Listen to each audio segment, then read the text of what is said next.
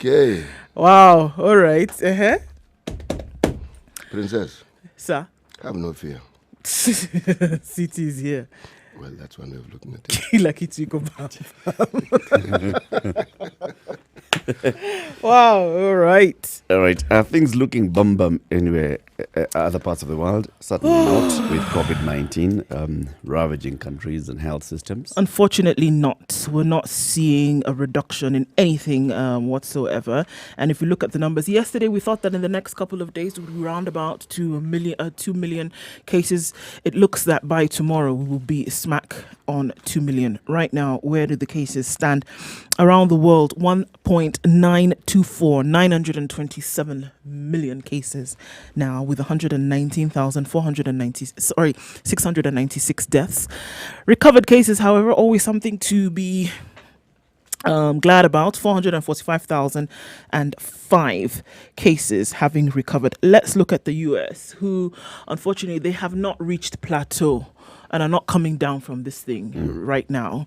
The cases that we see out of the United States, with the hope that last evening they would have seen a reduction. Unfortunately, this has not happened. And yesterday they had crossed the, so now we're seeing an increase of 27,000 cases, by 27,000 cases in the US. Yesterday morning, they were at 560,000 cases. Today, 587,155,000 cases, with 23,644 deaths. So how many dead in the last 24 hours? 2,018 dead in the last 24 hours, where they were hoping that these numbers would have staved off and at least they would be able to reduce this, but it has not happened, unfortunately. 170,000 cases in Spain, 159,000 in Italy, 136,000 in France, and with 20,465 deaths in Italy, they're still on the high with 840 deaths in Italy yesterday alone. So those are the numbers. So Italy appears to be fluctuating, right? Yeah. The number of the deaths per day. Because we saw them averaging over last week until about Sunday, around 600 and so deaths, dropped to about 595, and now has come back up to 840, unfortunately. It will be interesting to see how that pans out over the week, because the cases are increasing and the deaths still increasing at such high numbers. Looking at what may have changed in Africa, Kenya, we see now at 208 cases with 9 deaths so far. Now there's a pandemic alert that has been sent out saying that it's possible to see more cases on the continent. And I guess we'll talk about this as we go along, but there seems to be a lot of alarm bells being rung now and saying that, you know what, the fact that you're not testing massively means that the cases that are being, cases are being underreported on the continent. And it could be that there are thousands more cases, but because they've not been tested, you can't know. So these low numbers that we're seeing on the continent are actually not the truth. And this is what the World Health Organization, Bill and Melinda Gates here, everybody's talking about this and saying, which country has money to test all its people? There you go. And they're saying that because there's no rapid testing on the continent. If there are 1,000 more cases and people are not going into isolation, people are not going into treatment, it means that more and more people would be going into critical care. Right? And more people would be dying. Are we reporting more deaths? This is the thing. In Africa, out of everything? Look, I think there's a fear more than anything or rather there's an uncertainty or a bizarre state puzzlement that there still, I think the question lingers in the minds of a lot of experts out of the West, asking themselves, why is it that this thing has not ravaged Africa the way we would have expected it to? If it has ravaged the Western Hemisphere in the way in which it has, then Africa should have borne the brunt of this ravage as well. What you're seeing is a struggle that people who advise scientists themselves, this particular pandemic isn't following known patterns. And some of the arguments you hear, they're trying to fit what you're seeing into known patterns. It's not fitting. When you keep talking about it should be peaking, start first of all, if it was influenza, different countries experience winter or cold seasons at different times, and these cold seasons end at different times. So if it was weather related directly, again, you would see the troughs and the peaks at different times. If you're talking about diseases that people understand vis-a-vis the deaths they cause, vis-a-vis the normal deaths that other countries occur, we don't have sufficient data to tell us that because of COVID-19, COVID has killed disproportionately far more people than the normal deaths that would occur in these countries anyway. Now, these are the things that would allay fears and would give you a balanced view of what is actually happening with COVID-19. But what takes center stage is the argument or the reasoning or the proposition that COVID is just running amok everywhere. Yes, it is running amok in Europe. Yes, that's the thing. It's running So amok. what's happening in Africa? What's happening in Africa is what we are studying. You see, they're rushing to come to conclusions. Like I saw this this headline about 800,000 Kenyans could die of COVID study.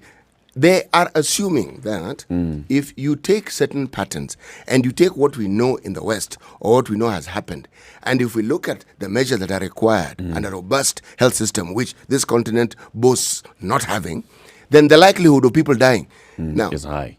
Yes, it is always high So of it's, any just disease. it's a model with a worst case scenario. It's a model with a worst case scenario and going by the experiences we're seeing in the Elsewhere. West. Yes. But if we're going by those experiences, is this not what caught the West off guard? Because the pandemics we've had in this century and late previous century seem to focus on Southeast Asia. That's where a lot of the damage was being done. Probably that's what this study is going against what the West was doing. Because the West was not looking at this is what is happening in Asia and let's prepare ourselves. No, they ignored what was happening They in were Asia. ignoring it. They ignored So it. this one is basically looking at this is what's happening in Europe. If Yes. we brought that model back onto Africa or into Kenya, this is what could happen.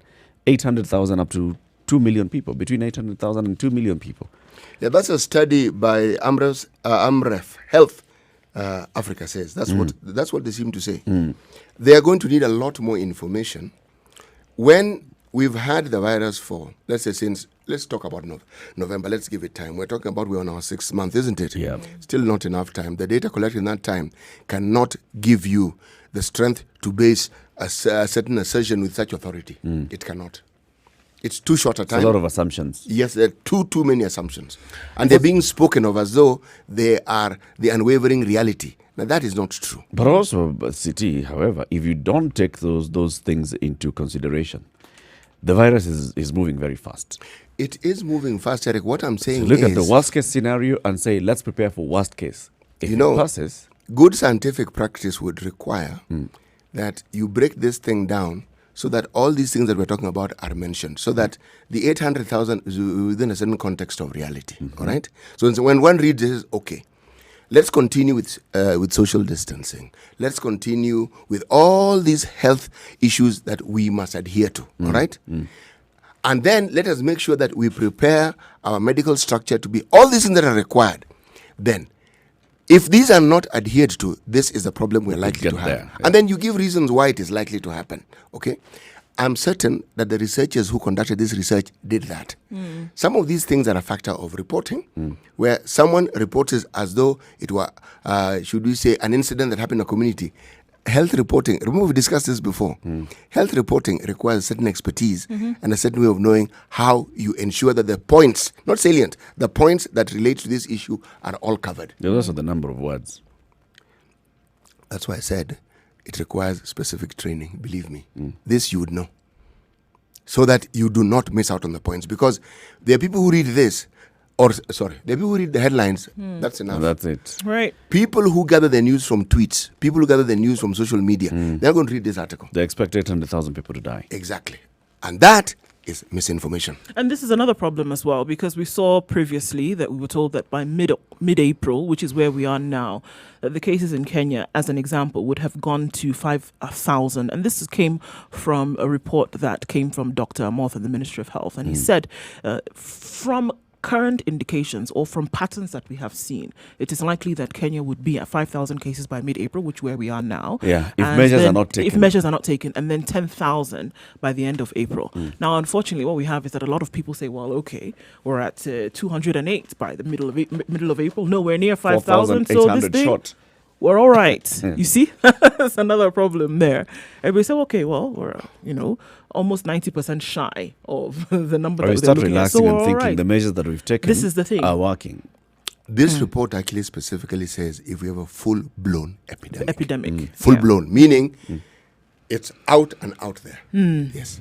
Now, this is something, again, this is something no country in the world can actually cope with. It's just the truth. It's not... You can't handle this. No one can handle it. No one.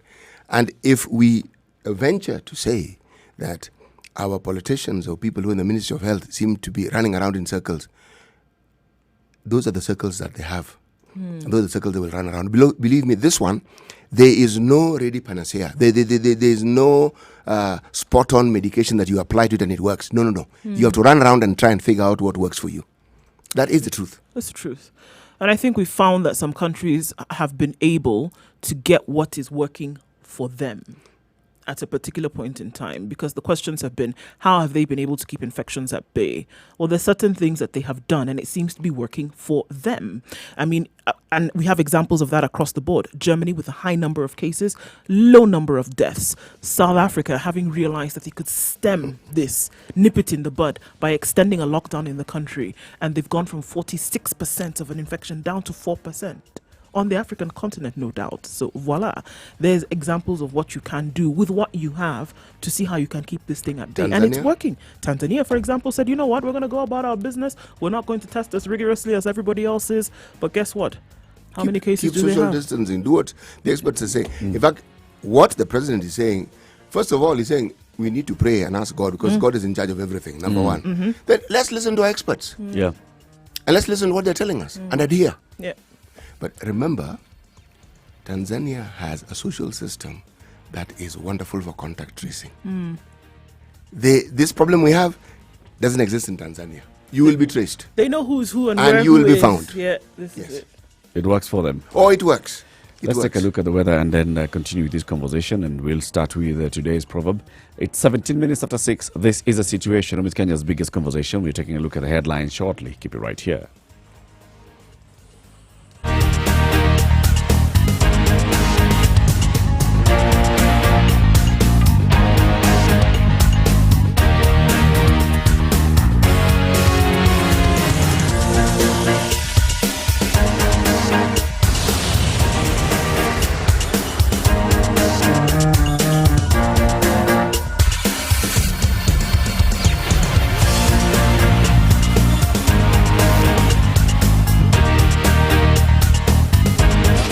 ...24/7, around the world, non-stop. This is Spice FM.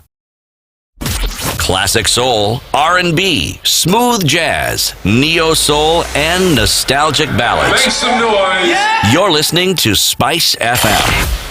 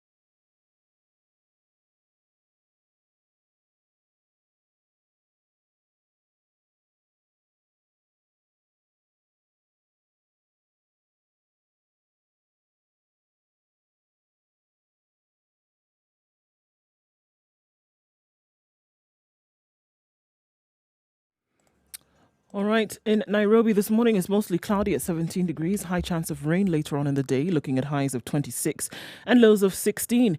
Nyeri at 16 degrees is going to be mostly cloudy today, thunderstorms expected in the afternoon with highs of 24. Taking a look into Nakuru at 16 degrees and mostly cloudy, it's going to be a rainy day there as well, highs of 24. Eldoret at 14 degrees is mostly cloudy, rains will make their debut later on with highs of 22 and lows of 14. It's cloudy in Kisumu at 21 degrees, showers expected very early this morning, highs of 27 and lows of 20. Malindi at 27 degrees, already experiencing showers this morning at 27, highs of 31 and lows of 26. Mombasa at 26 degrees is cloudy this morning and rain's going to follow through very shortly, highs of 31 and lows of 26. Hop into Kampala and it's light rain showers already this morning at 19 degrees. Thunderstorms expected to follow in the afternoon with highs of 25 and lows of 19. Dar es Salaam is cloudy at 24 degrees. Thunderstorms expected shortly as well, highs of 29 and lows of 24. Taking a peek into Joburg at 14 degrees and it's clear skies this morning. Periodic clouds that will lend way to thunderstorms in the afternoon, highs of 22 and lows of 11. Lagos at 28 degrees is partly cloudy all through, highs of 34 and lows of 26. New York at 17 degrees this morning, quite warm and clear skies all through. It'll dip though later to lows of 7 and highs of 21. Taking a look into Paris, it's all clear at 5 degrees, highs of 14 and lows of 4. And finally in London at 6 degrees, it's mostly cloudy today, highs of 12 and lows of 2.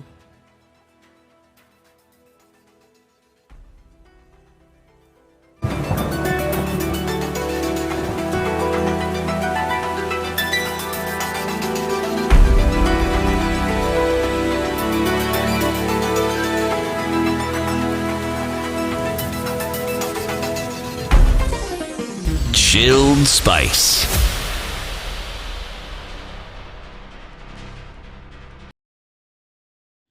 Still taking a look at the numbers. This is COVID-19 in numbers across the globe.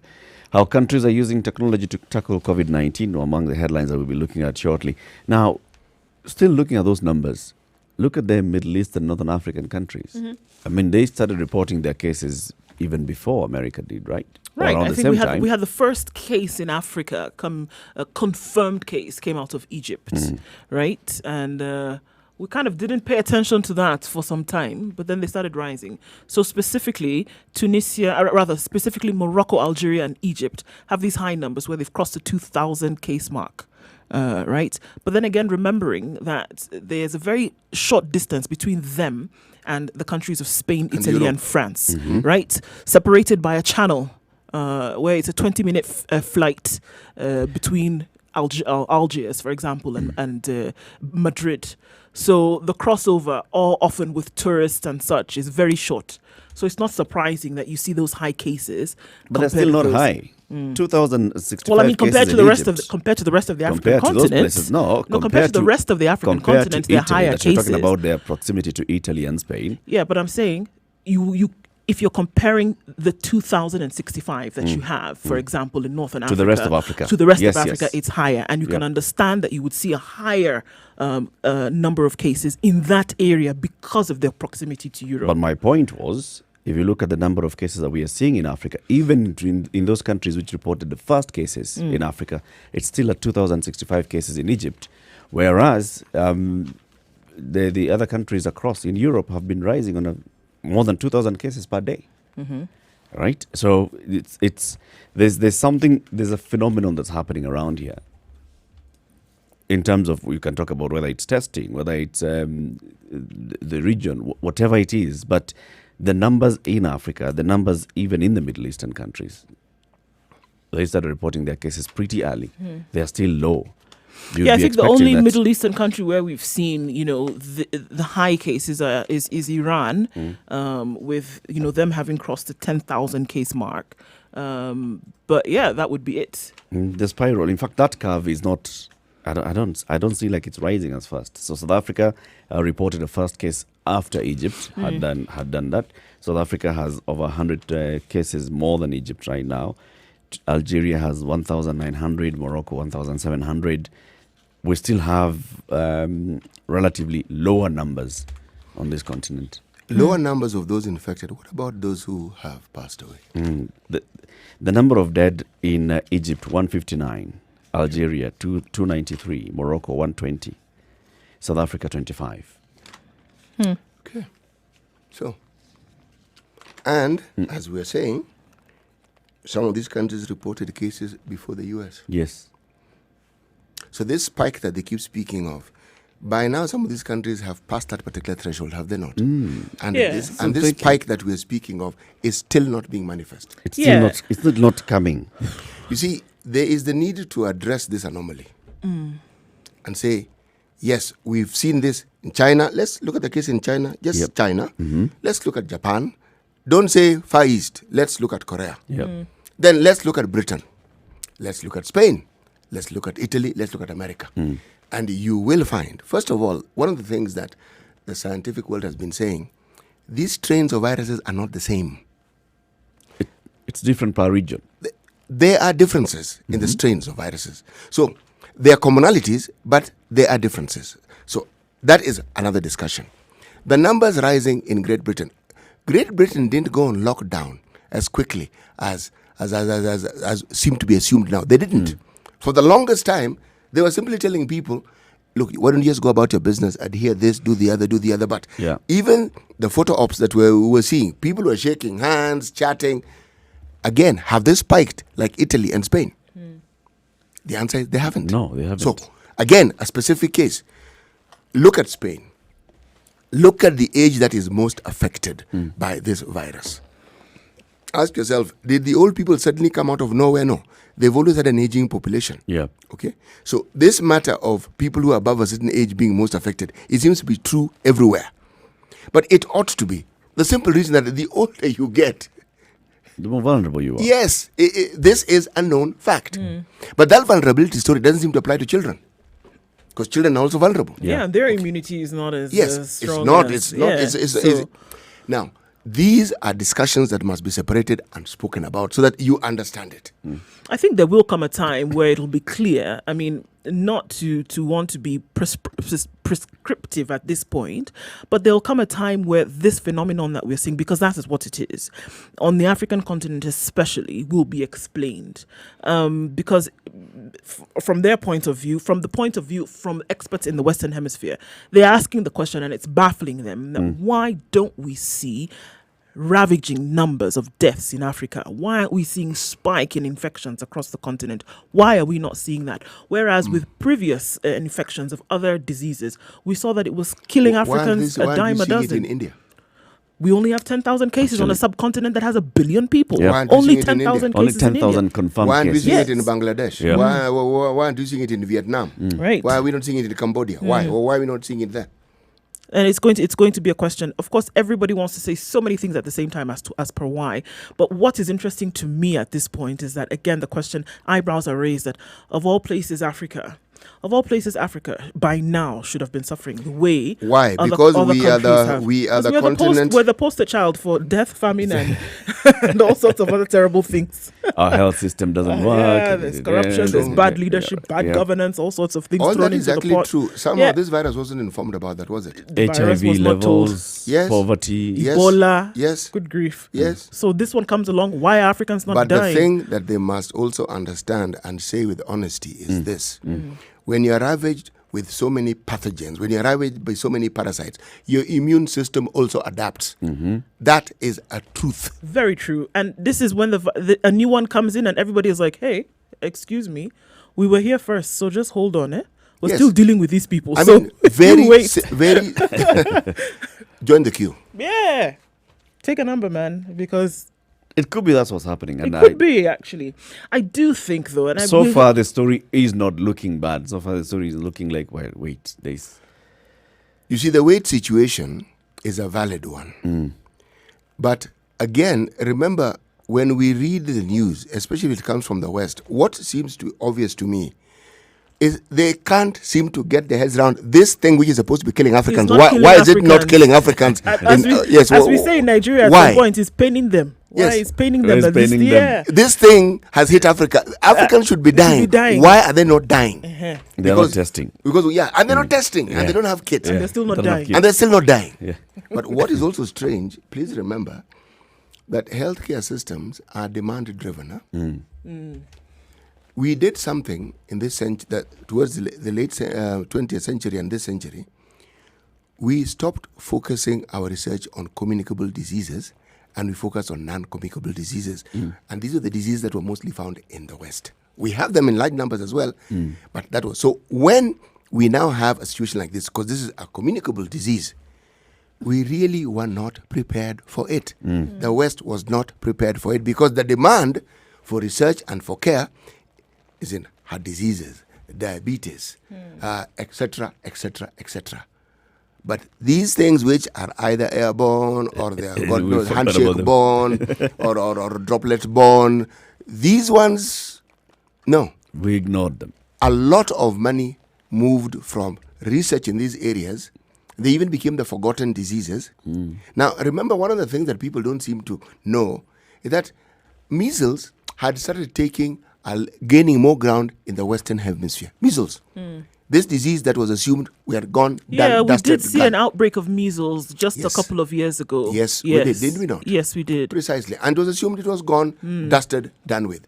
We also saw among that age group of young people below 18 a resurgence of STIs. Something that was again dusted, sorted, done with. The point is this.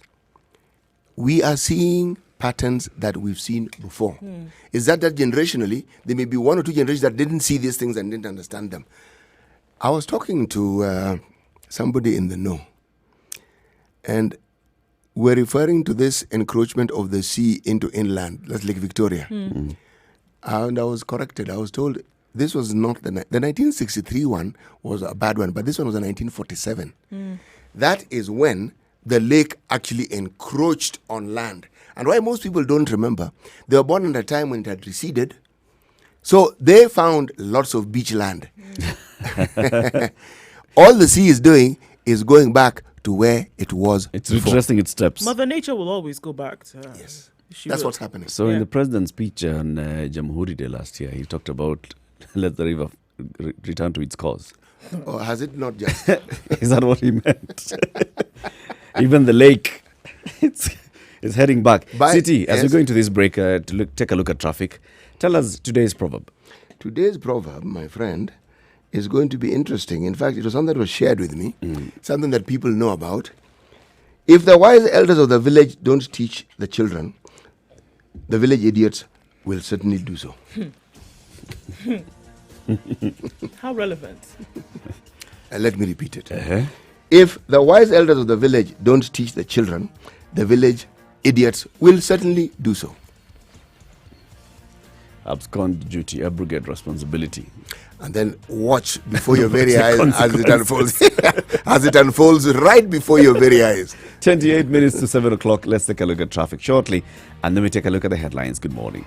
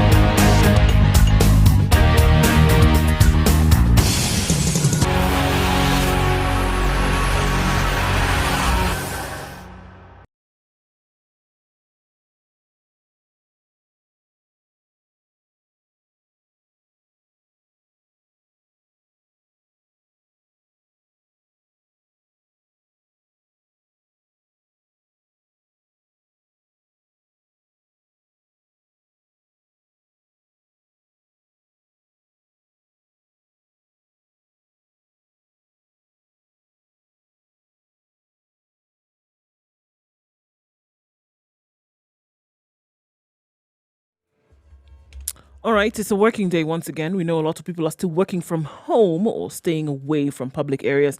Looking at most parts of Nairobi City this morning, Kangondo Road is flowing very smoothly today. Outer Ring, traffic flow is very good. Very few vehicles on the road today. Namanga Road at the Kitengela traffic post is moving well. Heading then towards Mombasa Road, all looking quite good this morning. Heading down towards the Nyayo Stadium roundabout. Mombasa Road past Daystar University Junction. There's a roadblock there towards Athi River.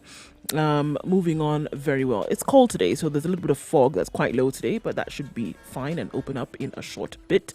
Coming out of Westlands and the thicker superhighway looks pretty good today. Coming into the city, no problem whatsoever. Mombasa, we know that the ferry no longer is in operation for the meantime. We want to take a look there later and see how traffic is around about 7 o'clock. In Kisumu and Eldoret, there is no traffic whatsoever. Everybody's moving snail pace today, if moving at all. Let us know what you see. Spice FM KE, in case you run into anything, and we will share the word.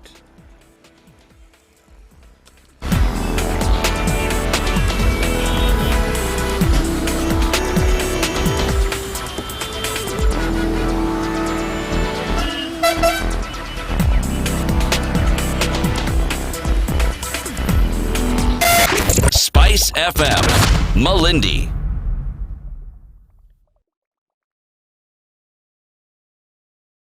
24 minutes to 7 o'clock. This is the Situation Room. It's Kenya's biggest conversation. In the room, we have Eric Latif, CT Muga, Nduoko. Let's take a look at the headlines. The standard headline this morning moves away from COVID-19 for a bit and takes us back to where we were before COVID-19. How Uhuru men have fixed Ruto. Succession blues. Before coronavirus jolted and disrupted them, the president and his deputy were bringing their internal rifts and frustrations into public space with unrestrained shows of anger. The night of long knives is back in earnest, and it has all the promise of a messy fight. This is given prominence in page 2 and 3. Quotes a number of Jubilee leaders, the Secretary General, Raphael Tuju. The changes were done in line with the party's constitution. None of the party officials can operate outside the constitution. Basically, it's talking about the changes that were announced via a gazette notice by the Register of Political Parties to the Jubilee Party's national management, what's it called?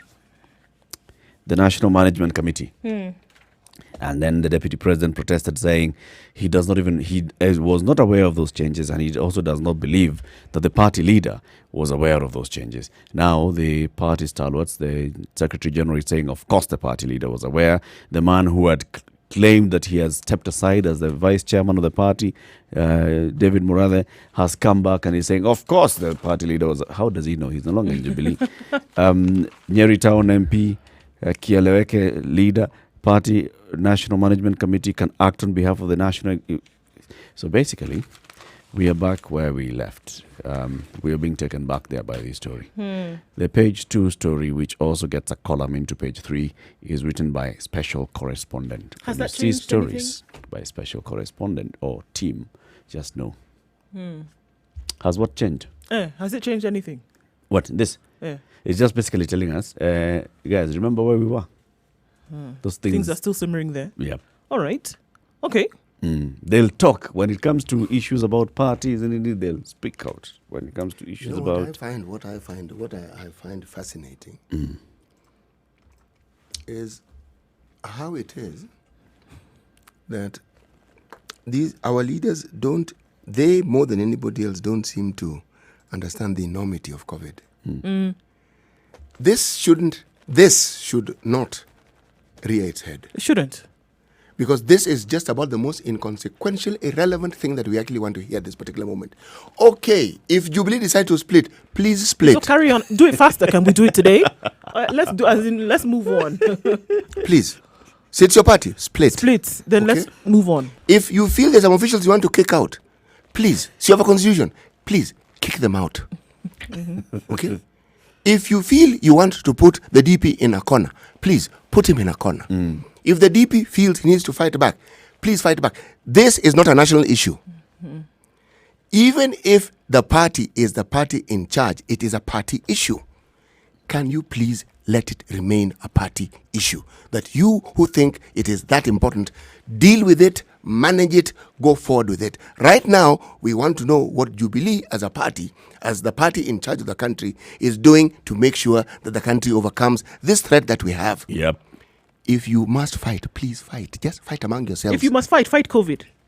No. But they're fighting among themselves. Yes, fight among yourselves. To be fair, they're fighting among themselves. Yes. But just keep it also to yourselves. You don't need to know about it. This is the thing. Fight amongst yourselves. No. Keep it amongst yourselves. Yes. This is what we are saying at this point. Remember, we were talking about Jubilee having elections in March. And I had placed a bet that there was not going to be an election in March. Well, COVID stopped that reggae. Well, you better go collect, my dear. You know? Circumstances change. Circumstances changed. But now also, there was a deadline. And that's why part of the reason why they were pushing for that election in March. They came into office. I mean, Jubilee was formed how many years ago? And they had interim officials. And those interim officials needed to be confirmed or changed after a certain time. So I think that's what Tuju was trying to do. Basically just looking at what he as a Secretary General of a party is supposed to be doing. Ensure that this party stays within the legal boundaries of because the if law. they don't, Yep. that illegality will catch up. So he just sends a letter to the Register of Political Parties just to play, to make sure that your legal status is Everything is and in place. taking advantage of COVID. and of course taking advantage of all the noise that has shifted elsewhere. So let's move on. Let's ignore this story. Let's go back to COVID. Speaking of moving on, the bus that has been ferrying COVID to northern counties. The arrest of a bus driver who had ferried passengers from Nairobi to Elwak in Mandera County last Thursday has brought to the fore the disregard of government directives by by some public transport operators in northern Kenya, and I'd say around the country, not just northern Kenya. The vehicle had 61 passengers on board who have now been quarantined in Elwak at their own expense for 14 days, even as the Mandera COVID-19 positive cases rose to 6. The driver is set to be charged in court today with flouting travel regulations imposed to control the spread of the virus. Ironically, the driver works for the company Maka, whose bus had ferried the first 2 Mandera positive patients. Health Cabinet Secretary Mutahi Kagwe yesterday said that the country had registered 4 new cases. And according to this report, it has been learned that some bus companies are still ferrying passengers to the counties of Mandera, Garissa, Marsabit and Wajir. Other bus companies plying the Mandera-Nairobi route have since halted their operations, leaving Maka to make a kill. So how did the bus... Okay, this was last week though. It was last week on Thursday. Last week Thursday, however, so he's being charged today. The ban was in effect then? Yes, it was. Okay. Yes, it was. The ban came into effect last week Monday. How did the bus cross over? This is the question. Because it's not like you're going from From here the to Nyayo Metropolitan. Stadium, right? You're going to cross quite some in terms of covering some distance, in terms of kilometers. You're going to meet a couple of roadblocks along the way. In and out, maybe 1 or 2. Where were you going and who was letting you through? Money talks. You know, one of the things that money does talk, but if you've ever worked in any rural area and you are in an overloaded matatu, I am here speaking from experience. One of the things that you will find happens is that the turn boy or the driver know where the roadblocks are. Yeah. Some distance before the roadblock, they offload people. A light. Start walking. We'll catch up with you. Pass this route. We'll wait for you. We'll wait for you. All Yes. right. But now in this particular case, it's a bus moving and passing a boundary. I was at one of the boundaries Yes, you yesterday, are. and I'll be telling you the story later, and we'll maybe even discuss this. How you pass a roadblock like that is not easy. You can even use the Panya routes. But yes, you can use the Panya route to evade that particular roadblock that has been set to ensure that you don't cross over from the Nairobi metropolitan region. But between Mwingi and Garissa, there are roadblocks. From Garissa, heading towards Mandera, Yeah, this there is are what many, I'm many saying. roadblocks. Yeah, along the way. You are intercepted at Elwak. Hey, man, that guy had gone far. That guy Gone had far. gone. Right. And others had already gone. So they passed all those roadblocks. Yes. No problem. So- And this is on day 4. This is on day 4 after this new measure had been put in place. Remember, curfew happened a week So before what that. we're now discussing Yeah. are the business opportunities that COVID-19 has brought about. Yes. Remember what they said here. All these other buses All and the all other these other buses are transport complying. services had complied. This gentleman and He's his making a killing. company decided, only us We can help on the people. road I leave this money to go. It's not possible. We're helping people. COVID, you know what, Nairobi. No. But you'll be charged in court today. Nairobi, Not was a out to kufa. Nairobi. The more worrying aspect, the more worrying issue though, is that people are not seeing the people are not I can't even talk. We're not seeing how serious this thing is. No, they're not. This same company are the ones who ferried the first 2 positive cases in Mandera. They're the ones who took them from Nairobi to Mandera. Same bus service, same bus transport. Then now you carried another 61 people. Understanding the likelihood or the probability. Think of the mindset, huh? Yeah, the mindset is not even COVID. The mindset is more money in the pocket. Profiteering. Yes, it's profits. And damn everything else. Now, they're damning something that you don't really want to dance with, huh? Yep. This is something you don't even want to close to you. That hasn't hit home. It hasn't. Look, we've been talking about it for a month in this room. Forget about everything we've talked about before that. We've been talking about how serious this thing is here for a month. And it worries me that after 30 days, we still have not latched on to the seriousness of this thing. And I say we because it's collective responsibility here. It's not just one individual. It's everybody. It's everybody. It's across the country. This one involves every citizen. Yes. And you stand out if you don't comply. Near my official residence. Okay. Yes. This could be a story for another day, but carry on. There is an establishment called Seco. Now, the people you will find drinking in this particular den, when I say drinking, I mean funny hours in the morning. We have mijikumis. I didn't know them, but now I know them. And they visit and we talk. And one of them was telling me that you go to this place, the people you find drinking in this den are GSU personnel who are attached to State House. This thing is next to State House. It's not far. You find policemen from Kilimani. Not all. Here we are represented. And we are represented. Yes. No, sorry, hold on. And nobody can arrest them, we're because... not talking about a regular occurrence, talking about now in the Yeah, times of COVID. yes, and I'm telling you now. When yes, bars have yes. been closed. So what one of these Mijikumi gentlemen was telling me that, so how do you arrest these people? Who arrests who? Where do you start? And of course, civilians also joined them. So for them, life didn't change. That curfew was meant for other people. It's for others. It's for everybody else.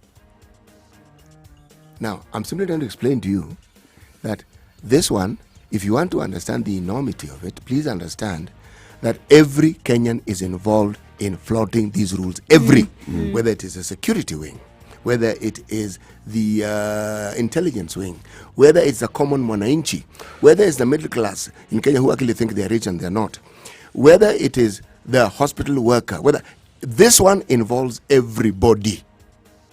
It's like they are looking for an opportunity to flout the laws. Yet there are Kenyans who are actually adhering strictly. The people who are really, really... They are adhering strictly. Now, these are the people whose lives are being put in danger by their fellow Kenyans. This is true. And all the other Kenyans we're speaking about who are flouting the rules. They have children, they have wives, they have clansmen, they have... See, we are going to have a problem containing the virus. 12 minutes to 7 o'clock. Yes. Let's take a look. Let's take a short break and then we continue with this conversation.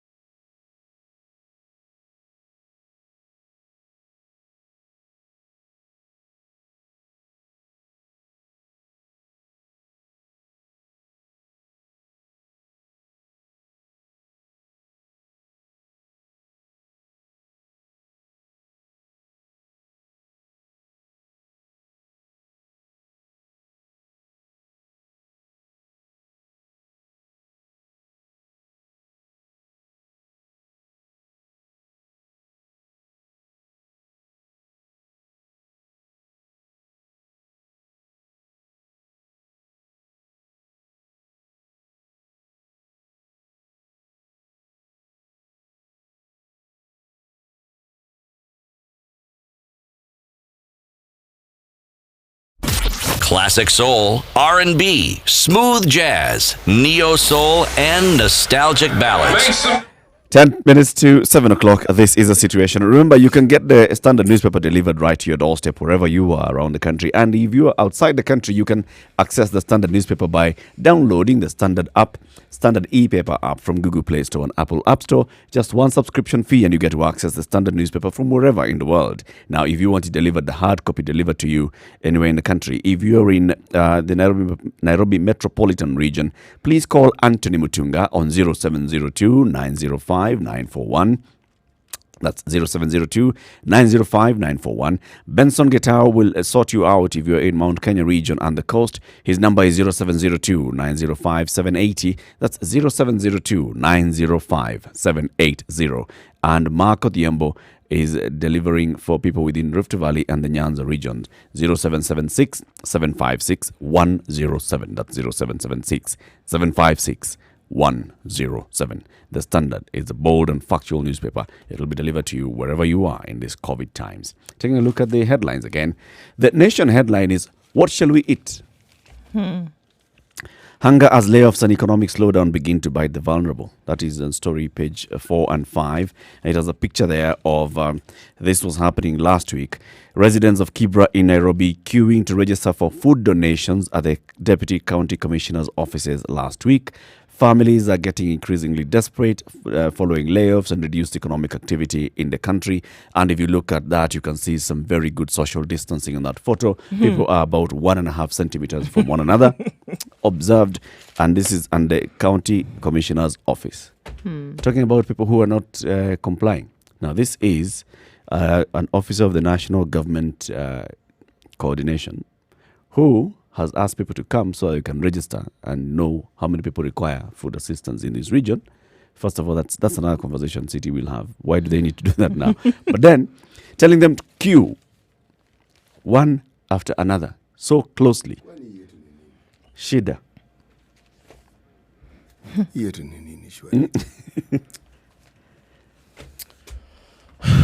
And this is it. And then, of course, we saw soon afterwards there were people who were scrambling to get donations over the weekend. So the issue of social distancing, nothing. Anyway, the story, though, is about the kind of hardships that people are going through. Families are sweating to buy food amid job losses and a slow economy. People have lost jobs. People who are also doing casual labor are not getting. Boda rider in Nakuru has been interviewed here. John Jogona, he's not doesn't have a job. Kitchen steward in Mombasa, James Makari, does not have a job. Kimathi Monjiri, director of Chico Sakijo International Miraa exporter to Somalia, also impacted. A woman, a fishmonger in Kisumu, Sarah Auma, also impacted. An Uber driver in Nairobi, impacted. These are people, a cross-section of our society, who are saying, look, we need assistance. But MPs are saying, you pesa mnaitisha ni pesa kidogo. Can't help you. Yeah, the money that you're asking for is just, it's a little money. It can't really help you. We want other people to donate. I need to take a breath because this is the thing: job losses, families sweating to buy food in an economy that was already slowing down, and then enter COVID, and then you add all of these other things to it. When somebody says nothing is too small, they're not joking. Somebody who was surviving on 300 shillings a day now has nothing.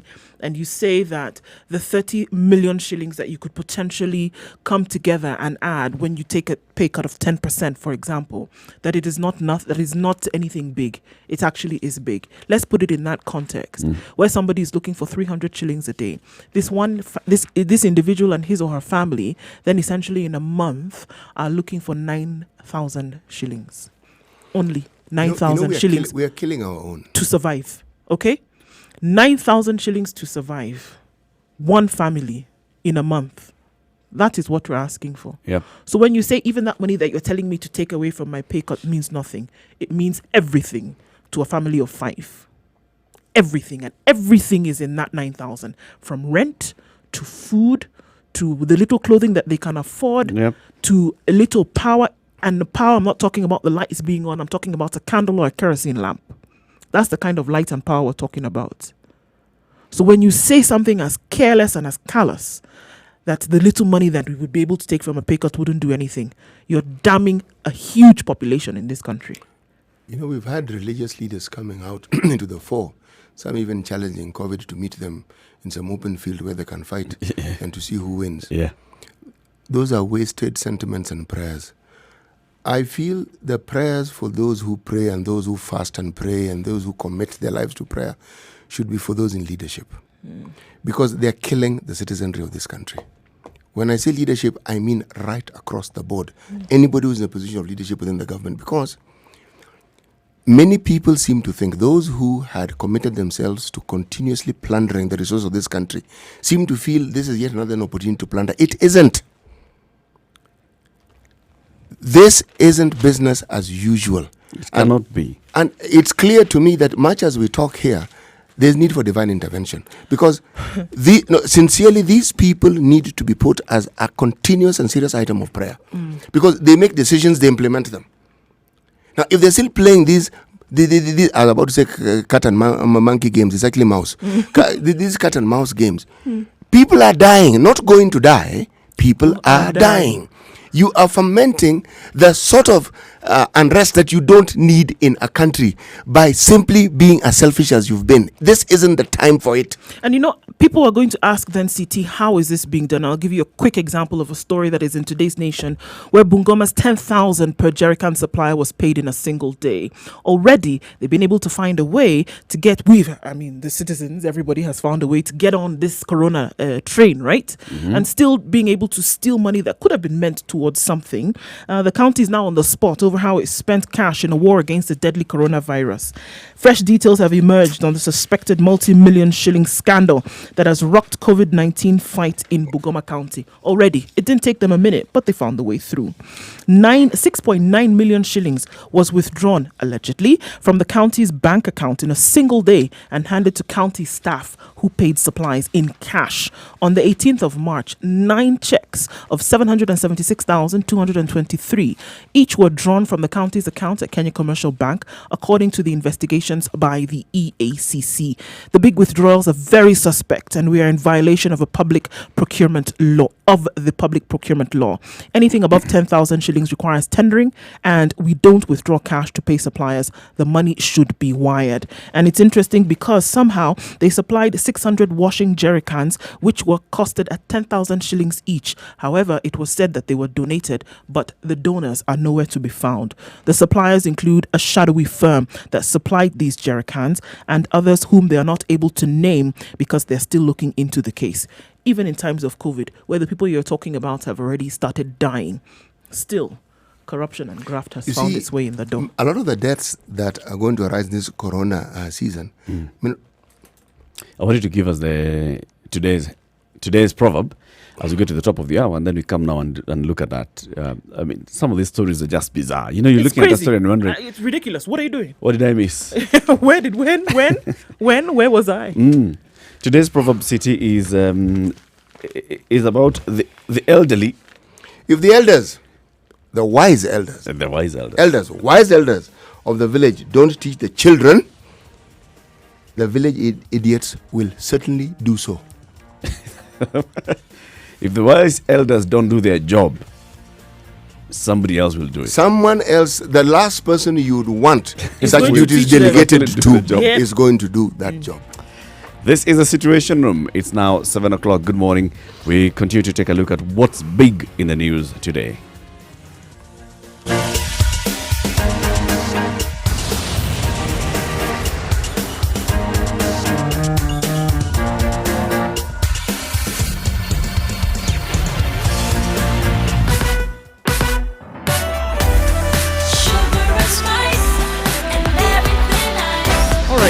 Let's look at what the roads are looking like now. Still smooth and clear all around the city of Nairobi. We don't have much in terms of traffic. It is a working day coming after the Easter holiday, but you know what?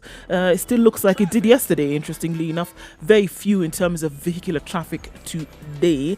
The matatus are back on the roads. Let's see how it will look like in a short while. But for now, nothing major to report. If it does come, we'll let you know. Spice FMKE is how you can reach us on Twitter. Let us know what you see. And I know that quite a number of people are working from home where they can find the work. We'll let you know about what happens in a short bit. Keep it here.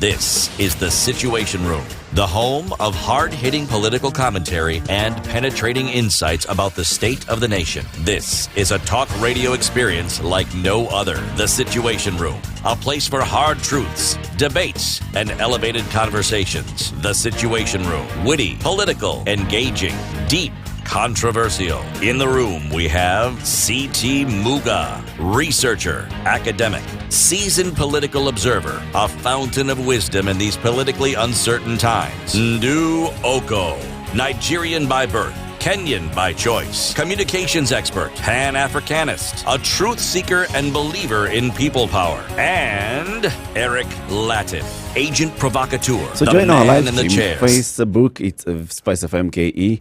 YouTube is Spice FM KE. And Twitter as well is Spice FM KE. We are also live streaming on our website, www.spicefm.co.ke. Bungoma has issues, City. They have issues because the first fire in any county that we encountered in 2017 was Bungoma. That was after the anti-corruption officials sought to look. Well, they first of all took documentation, but there were allegations that 5 billion shillings had been lost through some fishy deals. First fire. Okay? This Now, is soon after the election. no sooner had. No sooner Right. had someone been sworn in Then, the van. in March 2019, in Migori County, procurement offices were also gutted down. Again, after the anti-corruption officials had gone Landed. there. Yes. And again, July 2019, Kitui County. Now, the latest we have, well, this isn't the latest really, because in September 2019, fires gutted Busia County offices as well. This year, Kisumu. All these offices are either related to procurement or finance. And it followed after the anti-corruption had gone there, anti-corruption commission, taken documents, now we're now seeking to get some more. Are we saying ESCC are arsonists? That is certainly one way of looking at it. Because every place they go to, It burns down. It Yeah, burns but- They leave fire in their wake. but the truth is they've been to literally every county office in the country. These ones, remember, Bungoma County had an issue with wheelbarrows and how much they actually cost. Each of these county had a problem that stood out which was specific to them. But there were billions, not millions of shillings that couldn't be accounted for. These things we refer to as audit queries. Okay? What we are saying is that the groups, the cabals, the cartels that were involved somehow didn't close shop. And they were sitting waiting for an opportunity. And COVID-19 seemed to have provided them with the opportunity. If an audit were done, and if the Anti-Corruption Commission were to give us a report of what is happening in counties around the country right now, I am certain that we would be shocked at how, not just business as usual, extra special business, because this one, they realize is an opportunity that will also go away quickly. So while we have this opportunity, Let us maximize. precisely, because right now, the normal rule that used to be applied for procurement cannot be strictly adhered to. People meeting, talking, that can't happen. So a lot of things can be done electronically. And the mischief that can be achieved through electronic means are profound. Or let me leave it to your imagination to work that one out. We're going to see more and more of this, that's for sure. So, especially now during this COVID-19, Yes. right? This is the time when it's an emergency. If you think Haraka, about haraka. it, if you think about it, people need to wash their hands Yeah, we immediately. need And we need to gloves. pass this We need bill. to roll we it- need gloves, we need to roll it mattresses out. for hospitals, we So need get jerrycans cash. for washing. City, unauza jerrycan, shika pesa, leta Kwenda jerrycan. leta jerrycan haraka. That's Now let your invoice. no letter invoice. Which stipulates this amount? After I've paid you, Yes. but we'll sort it out later, don't worry.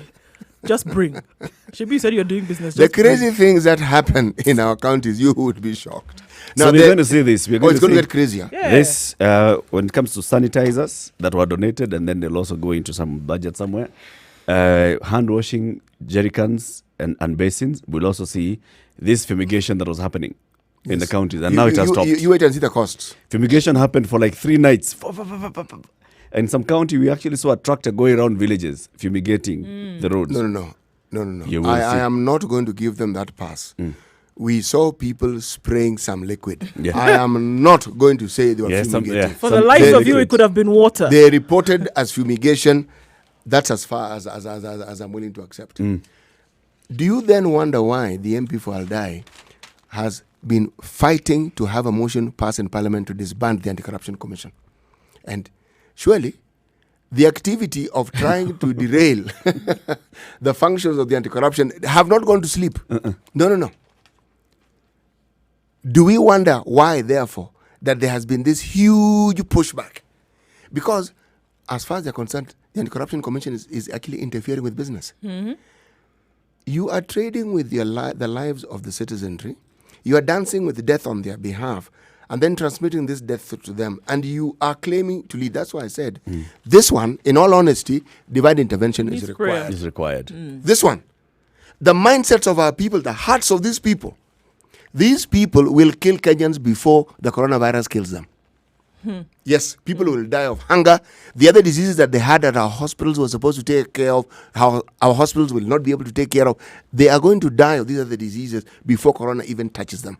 And why? Because a few people in our midst have decided that they have to grow rich at whatever expense. And usually over the dead bodies of the citizenry. Something you've just said has resonated with me quite deeply, and the fact that it's a few people who make this It's decision a few. at the expense and peril It's a of few. millions of other people. Yes. A decision that you make in absolute selfishness, a decision that you make in complete subversion of the law, now ends up in taking away the lives or taking away what good could come about in the lives of millions of other people. Yes, but we celebrate them. Nani This is the anajua problem. kujitafuta, and the person is a thief. Nani anajua kufanya biashara, ni mtu wa deal. The man is a thief. The woman is a thief. A thug, a rogue. Recently, we saw in the media 18 million shillings in foreign currency and in Kenya shillings found in the house of one of the commissioners of the National Land Commission. The Anti-Corruption Commission, they found this and said, this one was not accounted for. Because they asked you, okay, hii pesa ilikuja namna gani? You can't account for it. What is 18 million shillings doing in the house? 18 million. Now, the point is, I'm sure there are many such cases that don't hit the papers and they exist. These people do not think for a single second. They don't pause to figure out just how much damage they are doing. Now, and then here, this one, you can blame the president. You can't blame the president for this. What do you want the president to do? To go to the house of every National Land Commission or any person authority of every county to ensure that? No. These ones, you bring the issue to the doorstep of the people who are involved. Smack. There. Yeah, leave the president out of this. This one, the president doesn't feature. He's not in it. Like he issues an edict, this must be done. How then do we blame him? No. And here we are, for us to understand that how deep that something like graft and corruption permeates. You have a disease, a virus that is going to kill people. It's already killing people. We're not talking about something that's coming to visit, say hello, and then it's out the door. It is killing people. The likelihood of it to kill people is more. It enters into the country, it crosses the boundaries of the country, and the first reaction that individuals have is, okay, this thing is here. It's going to ravage our economy. What's in it for me? Can you imagine? Something that's going to kill people, something that's going to take away livelihoods, Every calamity something that is an the effects opportunity. of which are going to have some serious economic drawbacks for people, families, businesses, jobs, in terms of losses. And somebody's saying, they're sending money from World Bank. They're sending money from Diaspora Fund. We can withdraw money we can get from this the money. accounts. In my pocket, people are dying. And the individual, if it is a department, they must be called out. Mutula Kilonzo Jr. told us here that we have a fourth estate here. It's called Treasury. The fourth arm of government. Yes, exactly. Now, Treasury runs Central Bank. It's a department. Central Bank is a department of Treasury. If you look at our fiscal policies with regards to making the lives of the Mwananchi simple, you have to pause and ask Dr. Njoroge, surely, is this the best you could have done? Because the central bank controls and determines how the banks function. It's a mandate. They actually have control. But if I were to go by the recent activities that we've been seeing, I would say the banks have a bigger say on what the central bank does than the other way around. Why? The reason is simply this.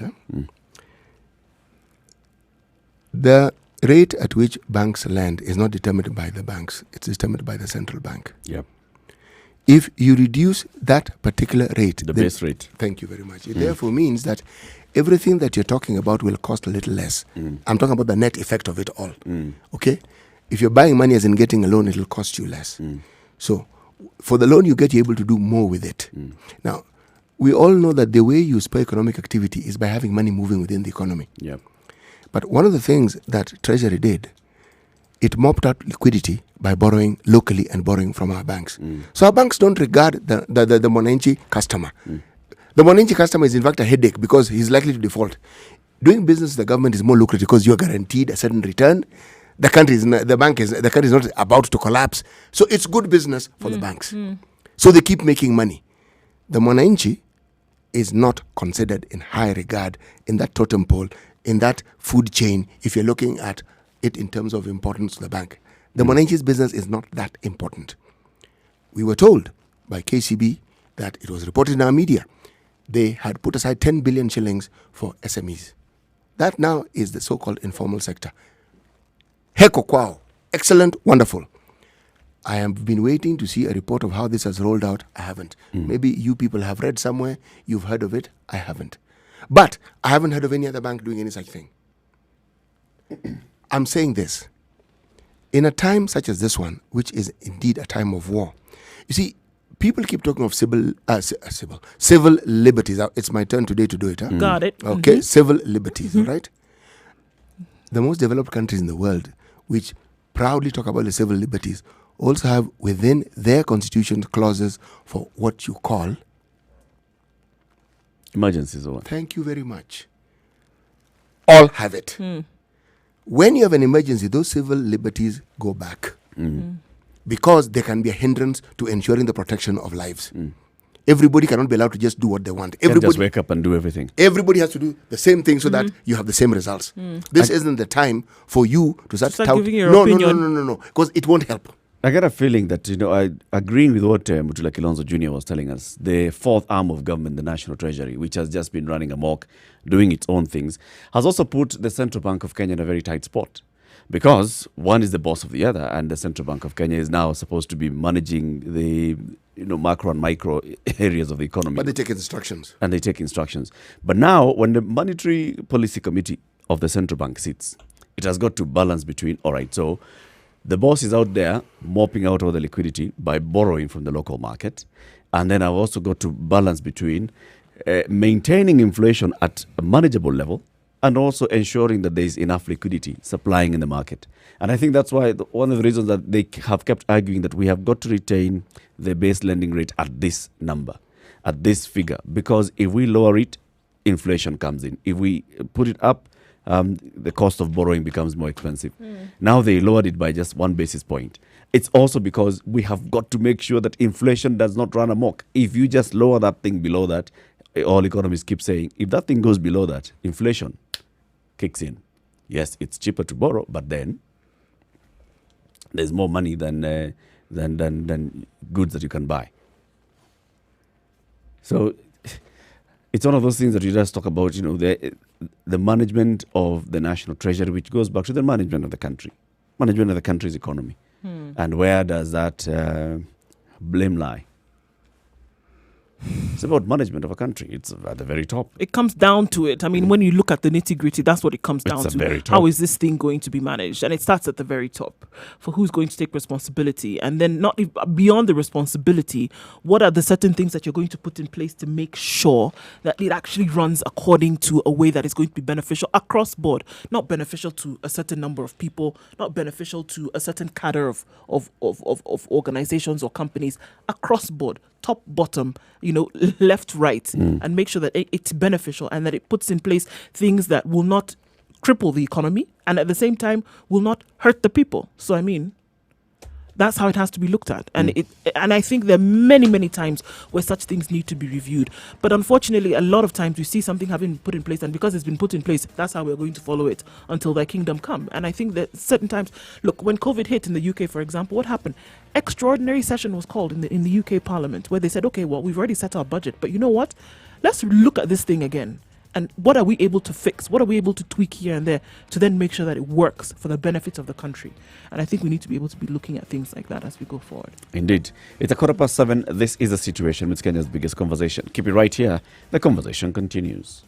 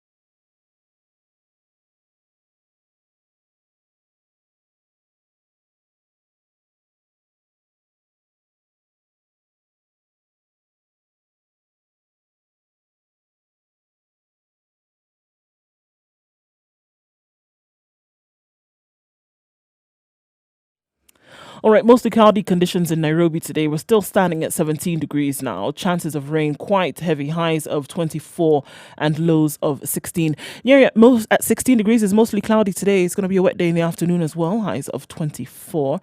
In Nakuru at 16 degrees, mostly cloudy conditions. Expect thunderstorms in the afternoon, highs of 24.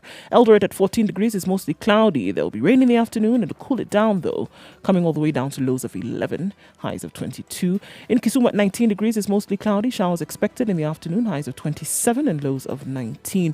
Malindi is a cloudy morning today at 27 degrees. Still warm though, looking at highs of 31 and lows of 27.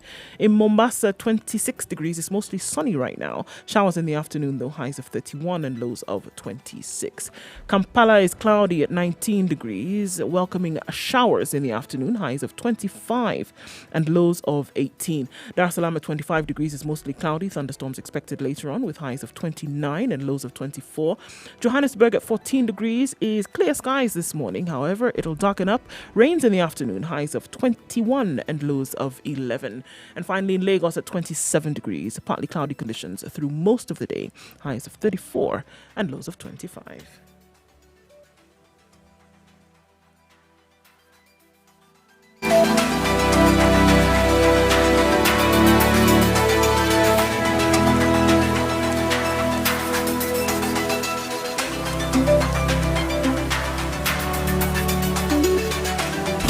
Classic soul, R&B, smooth jazz, neo soul, and nostalgic ballads. Make some noise. Yeah! You're listening to Spice FM. Mature, intelligent talk every morning. Spice up. The man who died of COVID-19 has really, in Siaya, Yes, has really raised a furore. and with good reason. Why?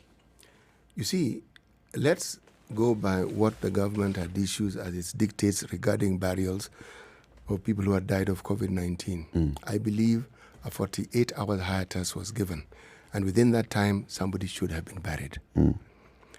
Remember, we're talking about people who had tested positive for COVID-19 and died, probably as a result of the complications caused by COVID. Here we have a case of someone who was unwell, died, samples were taken to Kemri. He was buried even before his results were out. So we do not know whether he was COVID-19. Reports now tell us that after he had been buried, it was then discovered the samples indicated that he had COVID. The question is, what was this rush? Even the dictates, even the rules, even the protocols set by the government were not followed. What were they rushing to bury this man at 2 a.m. for? Really? What time had he died? In the course, I think at 2 in the afternoon. that same day. So he had died in the afternoon. He was being buried At night, at the night. following morning, early. It's the morning to be, and he was buried with, this is where the issue is, a body bag. No, not even a coffin. No, a body bag. By people who are wearing, let me refer to those garments respectfully. What are they called? Hazmat suits. Yes. Has? Mat. Okay. Now, the questions that the family were asking, and rightfully so, is why? A simple question, why? They could have interred the body. They could have said we need 50 people, the limit that is set. Coffins are, ready-made coffins are plenty. Some ceremony could have been conducted. Why did he have to be buried this way? That's the question they're asking. And it's a valid question that needs to be answered. Who gave the order? Who is it? What was happening? This is what must be answered. Why was there this rush to bury this person? Was he in a private hospital or in a public hospital? From what I have read, that hospital, the name, it sounds very private to me. And he had an accident. He had an accident, yes, early on in the day. In the day. Yes, Same he was day. taken to hospital. Yes, he had an accident, taken to hospital, tested. Look, I mean, sequence so of many events. things happened in this one day. Okay, And so then let's start with the man 24 traveling less from than Mombasa. 12 Oh, no, hours no, he later, got to Kisumu, borrowed his brother's car. Right, He got an accident near Ahero. right. He was taken to hospital because he was involved in an accident. That's where the whole thing starts. So was it a serious accident? Well, he was taken to hospital to determine how serious it was. I have not read details of the seriousness of it, but they say he developed complications and then passed away. Right. During treatment. Yes. Then the next we hear of, reported, samples were rushed to Kemri in Kisian to determine whether this man had COVID or not after he had died. So now the question is, okay, up to that point we get We're it, we okay. understand. Right. Then he's buried. So why? And it happened that his family members had been told he had passed on. What surprised them, though, is that the people then who were bringing his body home then are the same people who were there burying him, and they were caught up in events at the same time. So now, with all of this, the family is asking for an autopsy. By to the way, the be family is done. under quarantine. Huh? Yeah, the family 15 has been people under quarantined. quarantine, and they're looking for 70 others whom they said had been touched so that they can be quarantined as well. And they're asking for an autopsy to be done on his body because they want to know, what did he really So die he had from? already gone home then, if family members are already being quarantined. So he had arrived home, he came from home to go to hospital. No. He didn't come from home to go to hospital. He had borrowed his brother's car. He had an accident in this car. It's the accident that got him hospitalized, not anything else. The COVID story comes after he's been hospitalized and after the accident. It's not as though he had COVID, had an accident. Was in Kisumu, was in a car, had an accident, went to hospital. Then the story of COVID now takes center stage. It's The way you furrowed your brow is the way everybody else has furrowed I'm theirs. just not They're really getting it. wondering what is going on here. What has really happened in this case? They're demanding a post-mortem. They want to say, okay, now, fine, tell us. Now, the Law Society of Kenya has also weighed it in. The chairman has said, president, I think they are called, yeah. that they are going to petition the court to exhume the body so that an autopsy can actually be done. Oh, actually, I'm seeing the story. He arrived home. Yes. He got home on the 7th of April soon started coughing and was taken to a local private health facility on the 10th. So between the 7th and the 10th, he was at home.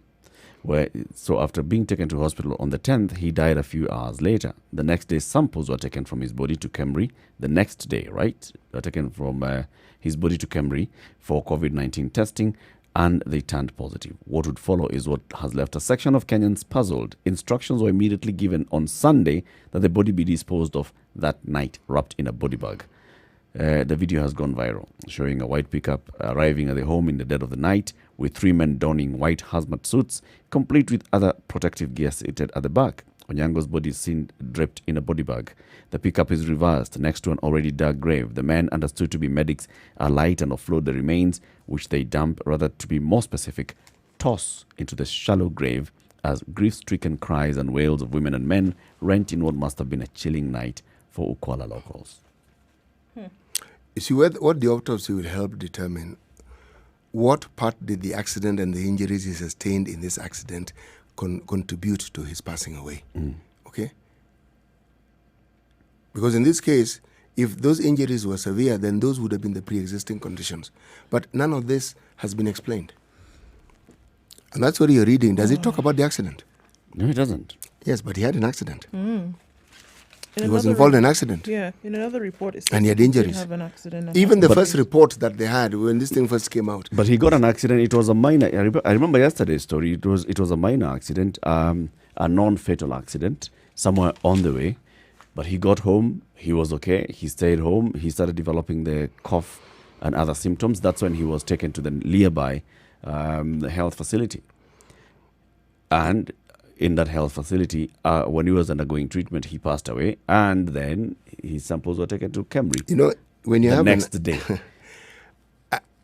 The report says the accident was minor. Do we really know what it was? I mean, when someone has an accident, before you determine the injuries, you don't need to see someone's head rolling on the ground to know the accident was severe. What kills most people are internal injuries. And those ones you can't see. Yep. Yes.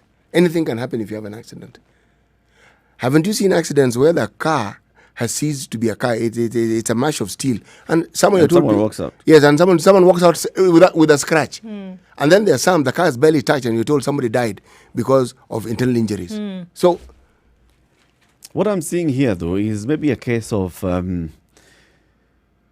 unwitting stigmatization. Local officials basically just look at this is COVID, so let's see what have we seen happening in other parts of the world. COVID, let's order that, this person is buried immediately and reduce the number of people.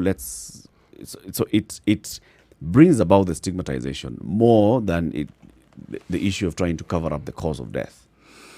Well, yeah, but then there was enough coordination. You can imagine. The people showed up in the hazmat suits. There was enough coordination on their end to say that they needed to be protected. There was a vehicle that was brought in. There was a grave that was dug. This was done. I mean, when those measures were being put in place, when they said that, now, even in terms of burial, they said close family could at least be there. And it was noted here that his burial took less than 5 minutes. No one spoke. No one prayed.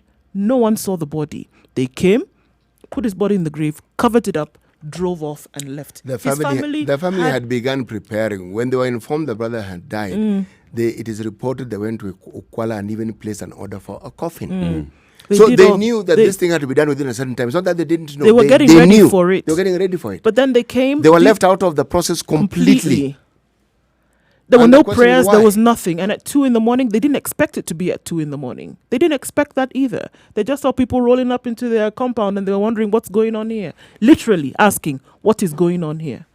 Only for them to know, the body is being brought. But they were aware that the burial was going to be the following day. Yes, they were aware it was happening the next day. They're the ones who dug the grave. Yes, they were ready for it the next day. They had even placed an order for a coffin and the report said they had paid 11,000 shillings for the coffin. Right. Not for 2 a.m. And what arrangements had they made for the funeral? How many people were going to attend it? Had they made those controls? We don't know. Is it likely that the local administration officials had heard word? No, they were informed. According to this report, the local officials, they reported to the local officials. The chiefs knew. They knew this person had died and they knew they were preparing for the burial. They knew. Yep. What I'm saying is it possible that the local then to circumvent a crowd forming at the funeral, they decided to have this burial at 2 a.m. without the knowledge of his family? I think that was a bit raw. That's where the issues now come. Yeah, that's where the issue comes in here. If that is what they were trying to circumvent, that is understandable, but it needs to be explained. Without the knowledge of his family, I think it... And unfortunately, then we hear that, C.S. Mutahi Kagwe says, you know what? Be prepared for even more unusual ways of life, after this. No. That statement. Because that's what he said. This is what he has said. I know that's what he has said, but are we pegging it to this story? Yes, he is. He's pegging it. He was responding directly to this story. That is an unfortunate statement. Yeah, and he said, I want to be brutally honest, and I quote, that cultural practices on how we dispose the body of loved ones may not be practical during these times. And he said that he was aware that the burial raised concern, and although the issue was being looked at, Kenyans should be prepared for more unusual ways of life. Who writes his speeches? Their bodies will be disposed in a way that protects. He was saying, I want to speak as brutally honest as possible. It was coming from him. No, and he said that their bodies will be disposed in a way that protects the living and in accordance with the burial protocols. Look, they are the ones who put down the protocol for how these things are going to be done. What does the protocol say? what we have read in the media is this. Maximum number, how many? 50. 15. 15. Yeah. One Family five. members. Yes. Are you telling me that they could not get family members to agree? Is this on 1 this process? 5 for all burials or 1 5 for COVID-19? That's a maximum. victims? It Yes. doesn't matter. It's not COVID. Burial. No, burials across board. Burial. Not COVID. Burial. Burials. So long as someone is being buried, 15. The other 8 that have been buried, that's what has happened. Mm-hmm. That's And you even all. have reports from other people who, apart from COVID, this is it. Somebody dies and you can't have more than 15. And you actually have the area. Yeah, apart from COVID, represented. yes. The administration, is are there involved in checking. that whole process. Yeah, to ensure that you And have administration, reduced, remember, are locals. to ensure that you reduce the minimum Yes, distances and yes, all, right? yes, That's but for COVID specifically, because there's the issue of protecting the people, ensuring that there is no transmission from the body. But Eric, they didn't know this man was COVID positive. They did by the time they were going to No, bury they him. did not. They didn't read it again. They didn't. They didn't. That's why they're coming with hazmat suits. That is why there is a problem, because the results were not even out by that time. Just read it, please. So when is the 10th? Ndu? When was the 10th? Friday. 10th was Friday. Yes. Yes. Let me just check. Yeah. Let's just do this. 10th Friday, right? So 10th Friday is when he's taken to hospital. All right? He died a few hours later. 10th Friday. The next day, 11th, the samples are taken from his body to Kisumu for COVID-19 testing. Sunday is when instructions are given that the body be disposed of that night, wrapped in a body bag. Mm-hmm. So samples are taken on Saturday. He's buried on Sunday in a body bag. Mm-hmm. That means the results are out by the time these instructions are coming. No. Who Please did they keep tell? reading. No. Just keep reading. The results came later. The results came later. when did they come? Yesterday. After. Yesterday. Yes. The results came later. When? After he had died. Long after he had died is when the results So came. he died on Friday. He died Friday, results taken on Saturday. Samples were taken Sunday, on Saturday. They did not He was have. buried on Sunday night. Yes, he was. Yesterday is not when the results No, are he was coming buried. So he was buried at 2 a.m. on Sunday. out. Yes. Right? So early Sunday morning is when he was buried. The results were not out then. Okay. This one. The CS for Education, Professor Magoha said, as a man who comes from CIA, let me just also speak and tell you, look, it's about protecting, remember he's a medical doctor, it's about protecting everybody else Eric, and how we ensure no that one is questioning any of that. People have already died since. This is not the first person who has died and who is being buried. People have died with COVID-19. People have died out of natural cause or whatever it is that had killed them. And people had understood that procedures had to be followed. That's not what's being discussed here. What's being discussed here is why the family suddenly were observers in something that was theirs. This is their brother. This is their kith and kin who had passed away. And they were being actually invited, no, not even being invited. They were witnesses to a process that they were not participating Somebody in. rolled into their compound at 2 in the morning, And- stayed and- for 5 minutes, buried their brother, their son, Yes. their uncle, and left. That's the issue here. That's the problem. It's not a complicated issue. And at that time, they didn't know what their brother had died of. it's cultural practice. You can It's just see not. them It's wearing not even their cultural head. practice here, Eric. This is it. Eric, this is not one of those things that you prove by speaking about it loudly. It is simple. The person died, samples were taken. Before they knew what the results were, the person was buried. And it is the health officials.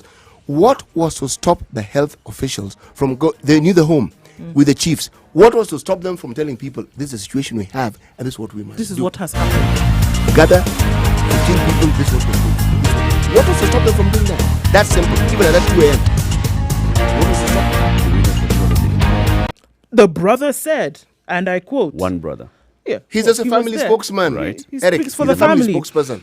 He said Zach, his name is Zach, who is currently locked in quarantine with other 15 family members after coming into contact with his brother, said his brother may have died of injuries he suffered during an accident at Awasi while on his way to Kisumu. He was yesterday heartbroken as he narrated his brother's final moments. They buried him like a dog. They did not give us a birth certificate. We don't know what killed him. We are devastated. It is sad beyond human imagination. They don't even know. Look, and he said even if it was COVID that killed him, they should have just told us. What was so hard?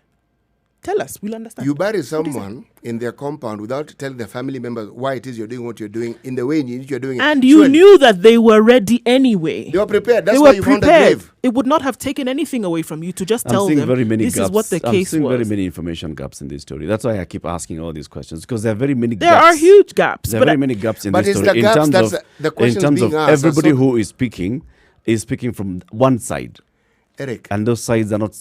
how many sides are you seeing here, Eric? There's a brother side, right? That's the family side, because he's a family spokesman. There's a brother side, and I'm being very specific. There's a brother side. And then we haven't heard from any other member of the family. But he's a family spokesperson. It doesn't mean that everybody else is gagged. They are. When you have a spokesman, nobody else speaks. One person speaks. But why do you have a spokesman?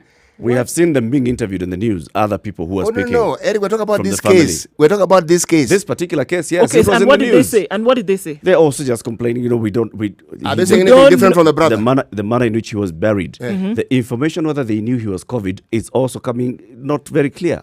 Some of them appear to have known that it was COVID. Others appear not to have known it was COVID. At the end of the day, some of them appear to have known that the burial was going to take place the following day, but with COVID protocols. Others are claiming they did not know it was COVID protocols. Why do you think people have spokespersons? So that all this information from everybody doesn't come out. They speak with one voice. That's why you have a spokesperson. Let's take a short break. Let's take a look at traffic, and then we come back into the conversation.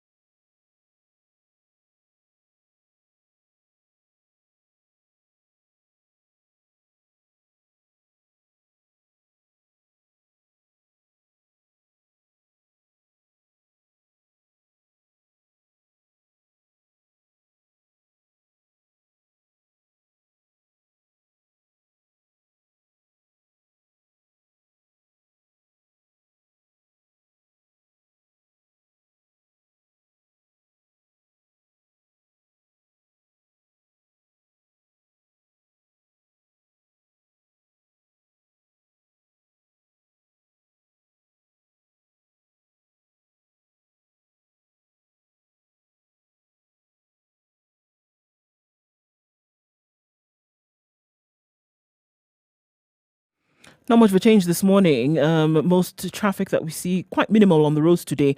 However, one thing you must remember, put on your masks, guys, not because they've said so, but it will protect you and protect others. All right, coming off of Juja Road today, very clear, moving very swiftly then into the city and out. Getting into the CBD, not many problems this morning.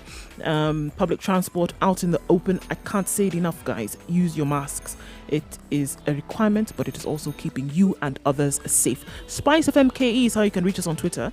Let's know what you see, and we'll spread the word if there's any traffic anywhere today.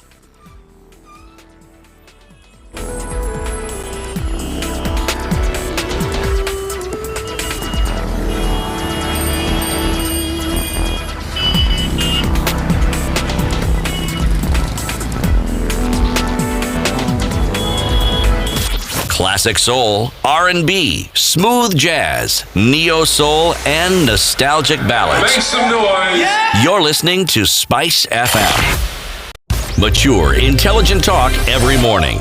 Spice up yourself. We'll continue the story of this bizarre burial that took place in Siaya. Let's go to the phone lines, where we're now joined by Chico. Chico says she's in a quarantine and something has happened to her. Chico, good morning. Good morning, Chico. Good morning, Eric. Thank you for joining us and speaking to us. This is a Situation Room. Okay. Now, Chico, we have seen some stories going around that you are in quarantine. You're waiting for test results. Yes. Tell us your story. What's happened? Okay. I'm a healthcare provider, and I started having test issues from the 1st of this month. I visited several hospitals like on first and on second, I was put on medication, antibiotics for 3 days, and painkillers. The issue didn't go away, and it was worsening. So I decided by myself, I walked to Mbagathi IDU and have my sample collected before seeking another opinion, because I thought everyone else would go like, this is COVID. I needed to eliminate that before someone tells me about it. So I walked to Mbagathi IDU on 8th of this month.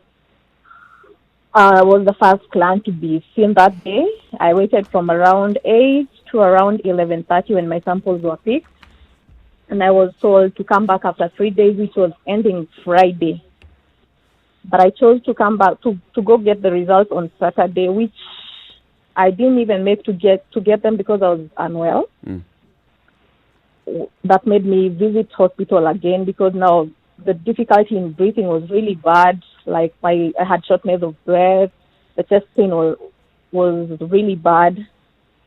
So I visited the hospital, and during the triage, turned out that I also had a fever. So immediately the protocol changed, and I was put in as a COVID suspect.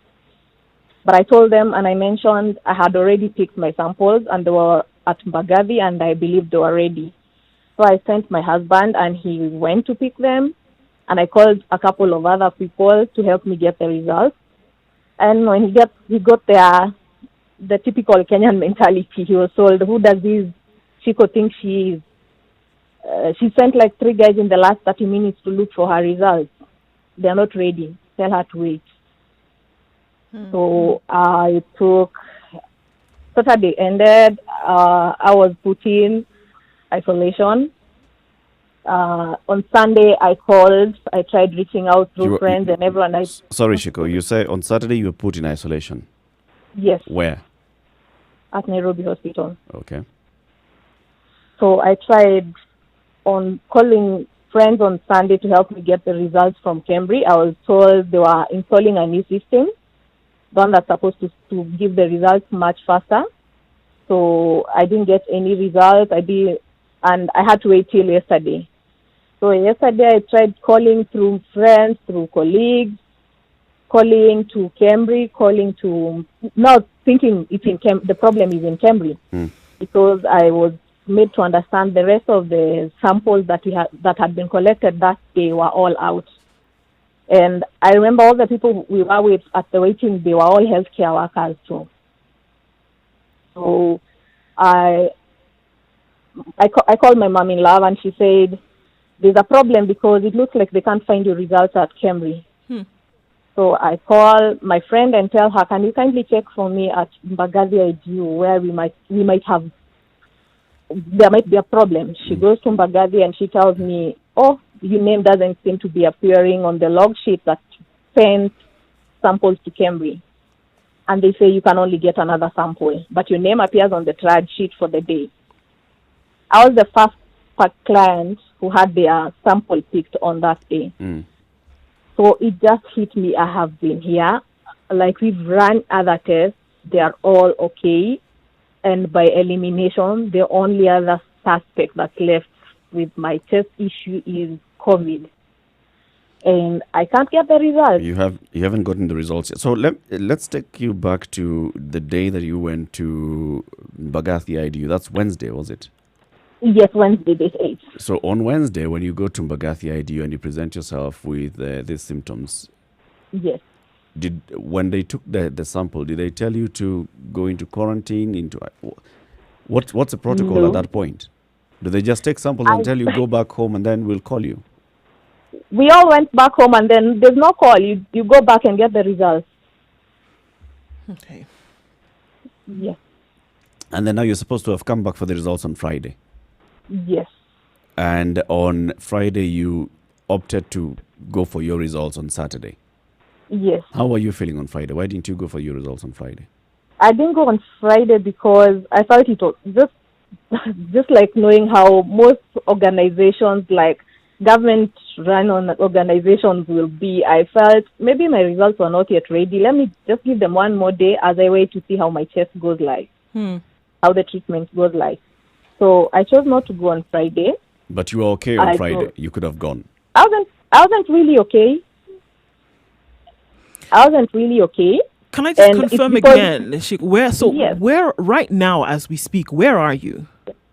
I'm at the hospital, Nairobi hospital. So this place where you were going to get your results, and you're quarantined now, or you are in hospital because you're feeling unwell?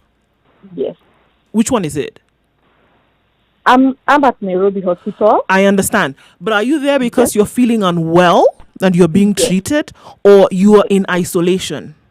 I'm in isolation. So how is it then you were going to go and get your results? So somebody was going to get them on your behalf, or how was that going to work? They said I called someone. Actually, from my end, I've been asking the hospital here, like, guys, please help me get my results. And they were like, Mbagadi said I was a walk-in client. My sample wasn't collected by Nairobi hospital. So I should make it my point to send someone go get my results. Okay. That's why I've been using friends to get my results, because they could never send them to Nairobi. All right. So when does your isolation period come to an end?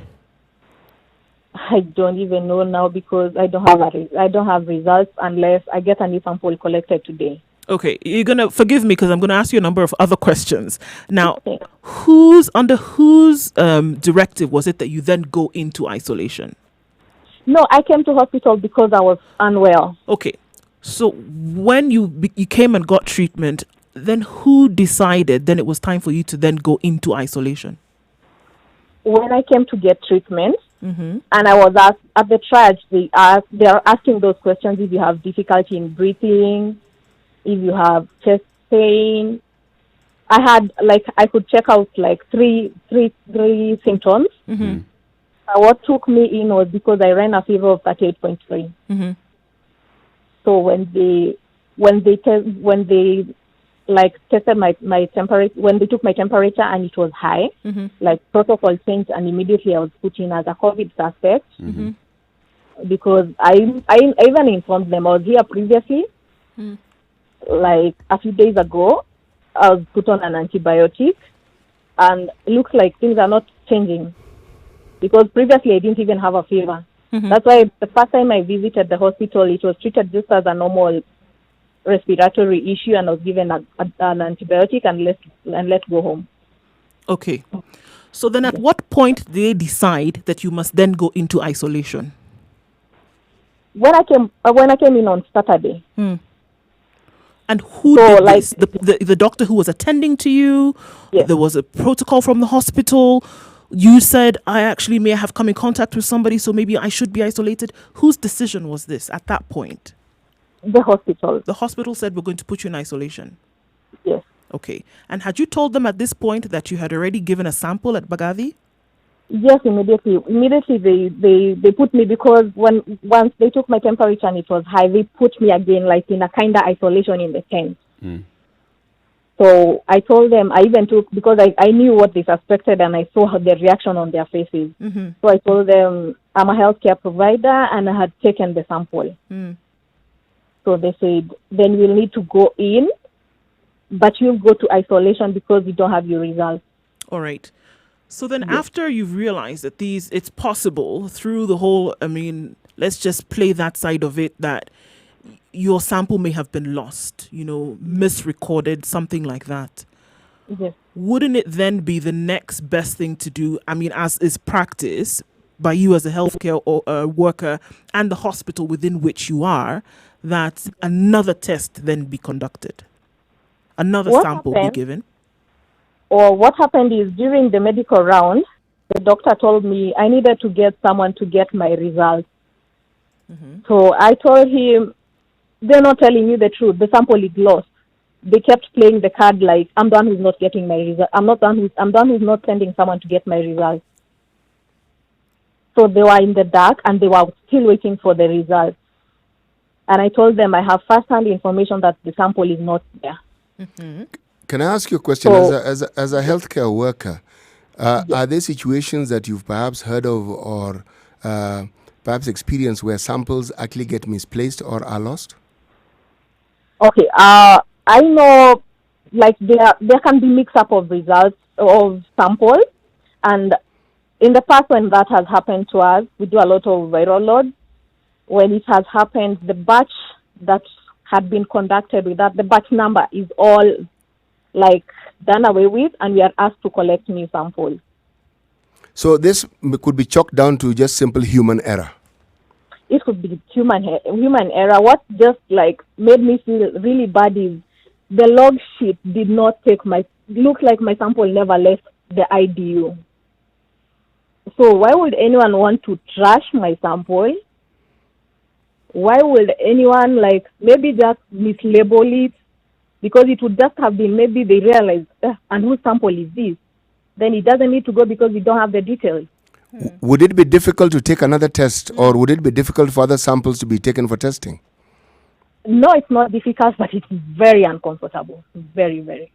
But you're already in hospital, so this can already happen because you're there, you're a healthcare person. You already know that this is what's expected to happen.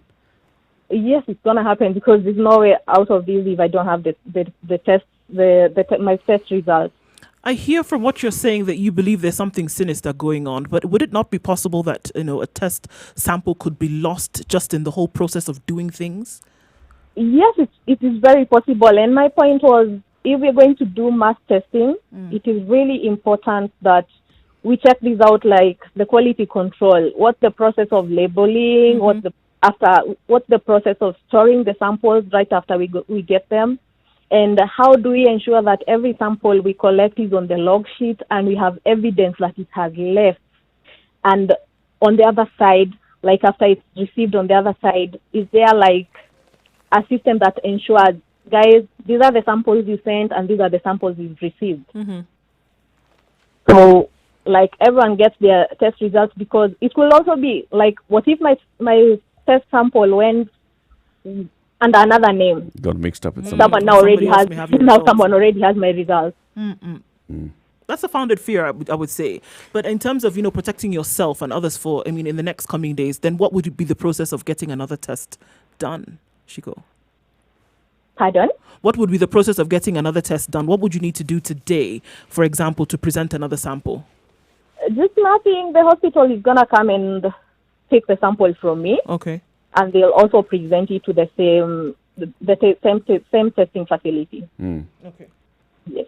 I think what is significant is what you've raised and the quality control, as you put it, and the standards by which we collect samples, by which we process them, by which we store them, and by which we give the results have now come under scrutiny.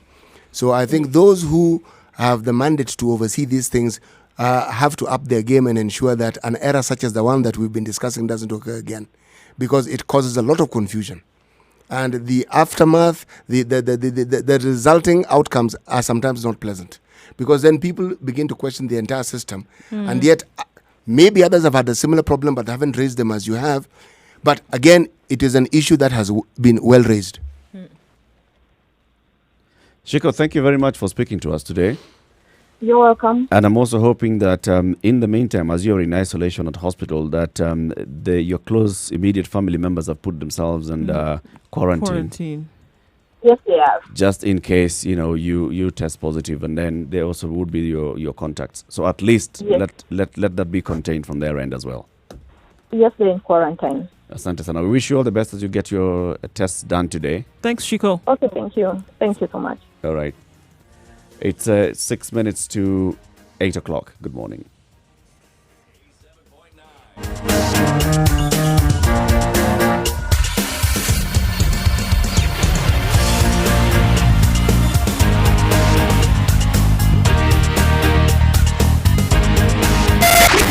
87.9 Spice FM, Mombasa.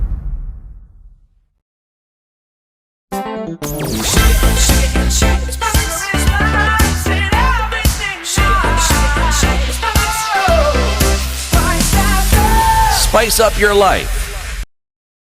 Mature, intelligent talk every morning. At 5 to Spice 8, up yourself. The Situation Room, Kenya's biggest conversation. Well, the issues that are being raised by Chico there in terms of quality control and checks to ensure that samples are taken, they go to the lab, results come back to the right person and in a timely manner, and that whole process is communicated from the very beginning. I think it's important. But Siti, at this point, when somebody goes and they're presenting some symptoms, and then you are samples are taken from you and you're told to go back home, shouldn't there be some form of follow-up to ensure that, number one, you are in quarantine, so you're not mixing up with people, just in case. Yes. And number two, just in case you get worse off. See, this is where protocols are in place, because even if you're told to go home, the things you're asked to do, you should be in quarantine, you should do this. If you get to feel that this, you should come back. All these processes must be followed. Now, where Chico's situation becomes important for us as a reference point is this, you do not want even one point in this protocol to be abrogated, not one, because it then introduces a whole host of other issues. Because then the question someone will ask is, so how sure are we that these results we've received are ours? Right. Yeah. Or then you want to look at the whole country. Now, just from this, I thought When you're about going it. to rapid results. Yes. Rapid testing. Yes. How do we know question is going to cover so many issues. So it is even better if someone says a mistake was made here. Yeah. We did this and this. Now we are Come correcting back. it and doing this way. Yeah. Because if you want to Confidence restored. because you want to look at the science of it, there is no foolproof absolute in anything. Even in science, where you're looking at results and things like that, you will, because at the end of the day, they're humans behind the process, and there will always be the mistake factor that plays here, that something could slip up. So that's why it's very important to say, we did have an error here or there, and say, all right, can we redo this? In research, you even have a place for it. It's called protocol deviation. You report it. When it is found, you report. And what you did, you also report. It is part and parcel. It is not an anomaly. It is with the understanding that mistakes will be made in this process, so you provide for that mistake. You report there's a protocol deviation. This is what it was. The protocol is this. This is what we didn't do. To rectify it, this is what we did. So it's understood. And protocol deviation is not one. There will be several. There'll be many. And they'll be different. All right? For instance, you didn't tell the person what they must do when they get home. That's a protocol deviation. Yeah. In telling them if their condition changed, what they should do. That's another protocol deviation if you don't tell them what to do. So you have to take into consideration, with all of this, you still have to take into consideration the likelihood of mistakes being made. Oh, human error is catered for. Yeah, because if we don't, then that's what you were saying now, Eric, at that point, that we then run the risk of people running around saying, okay, so am I negative when I could be positive? Am I positive when I could be negative? Did you hear what negative? I heard from what she was saying? People in medical services who ought to know are personalizing issues. Now, where did this come into the conversation? She was asking for her results. And she was asking because she had waited and she hadn't received them. So you ask. And the truth is this, with this modern day and age, we have technology, the ministry has it. Yeah. They do. There have been apps, there have been programs that they've taken over from programs that have been doing these things. They have the facility to communicate to you on your SMS. Directly. They have it. And tell you, your results are out, or your results are not ready, or they have something. it. They can communicate with you at every stage. They have these facilities. They're just not being used. It's that Kenyan mentality we're speaking about, which is going to kill us. Where someone has a job, instead of doing their job, they acquire God complex. Yeah. They should not be asked. But you haven't. Don't question me. Yes, you haven't communicated. So the person has every right to ask. Why are you asking? Who do you think you are? Hey, they are asking for their results. You could extrapolate this again to the Akono burial ujua issue that we jimingi. talked about a few minutes ago. The family has every right to ask. To ask. In this case, where their Indeed. kin was buried without any Do. explanation, Do they you- have every right do- to do ask. Top of the hour. Yes. Today's proverb. Today's proverb is very simple. If the wise elders of the village do not teach the children, then indeed, what is bound to happen is something you don't really want. The village idiots will do so. The idiots will do so. Yes, they will step in and teach your children the very things you hope the children would not be taught. Yeah. Remember, you can join the conversation on 0719 012 600. Good morning, it's 8 o'clock.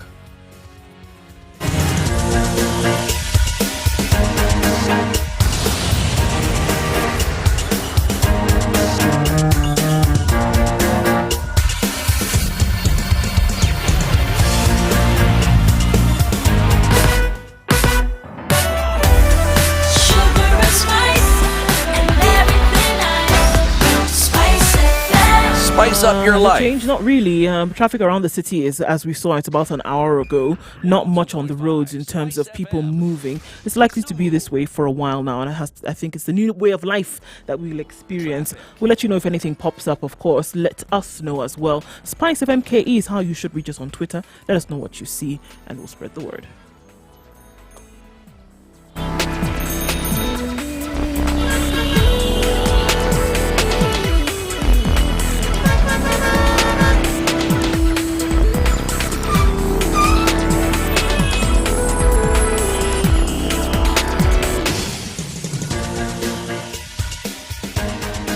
This is The Situation Room, the home of hard-hitting political commentary and penetrating insights about the state of the nation. This is a talk radio experience like no other. The Situation Room, a place for hard truths, debates, and elevated conversations. The Situation Room, witty, political, engaging, deep, controversial. In the room, we have C.T. Muga, researcher, academic, seasoned political observer, a fountain of wisdom in these politically uncertain times. Ndu Oko, Nigerian by birth, Kenyan by choice, communications expert, Pan-Africanist, a truth seeker and believer in people power, and so the conversation that's emerging today is all about protocols being followed at whatever stage, at testing stage, at results, at transmission stage, at the presentation to hospital stage, at a burial and burial permit stage.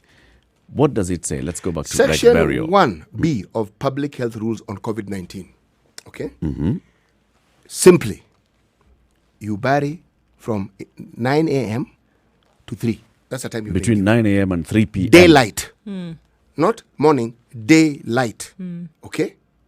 Now, we've had two prominent people who've been buried in that part of the world within those hours. First was Engineer Morris Namuninda from Tanzania. 35-minute ceremony, Catholic Church presided. Then you had the Kenya Airways Captain Daudi Kimuyu Kibati, Kitui, Mavindini village in Kitui. 15 people attended, conducted during the day. Ended, but with tight security. Now, the problems that have been raised by the family was that they had asked to bury their kith and kin in a coffin. The report, it was rejected. They requested, okay? They asked for the test to be availed. Results were not availed. Who are they communicating with at this point? They were communicating with the local authorities. All right, this is the county. Siaya County. This is county government. County government of Siaya. Okay. County government of Siaya. Now, then you had the director of communication for the governor, a gentleman of the name of Jerry Ochieng. He stated that the body was disposed of in time with protocols. Again, you immediately see a problem there. Because it talks about 9 and 3. In the morning. Yeah, and 3. 9 and 3 p.m. Yes, right. 2 a.m. doesn't fall in that bracket. No, it does. Unfortunately, no. it doesn't fall in that bracket. And also, it also states that it must be in consultation with family members and religious leaders, and religious rites must be followed. Meaning, it's the numbers you reduce and you observe certain protocols, and to ensure that the protocols are adhered to the two funerals that I mentioned, there was heavy security.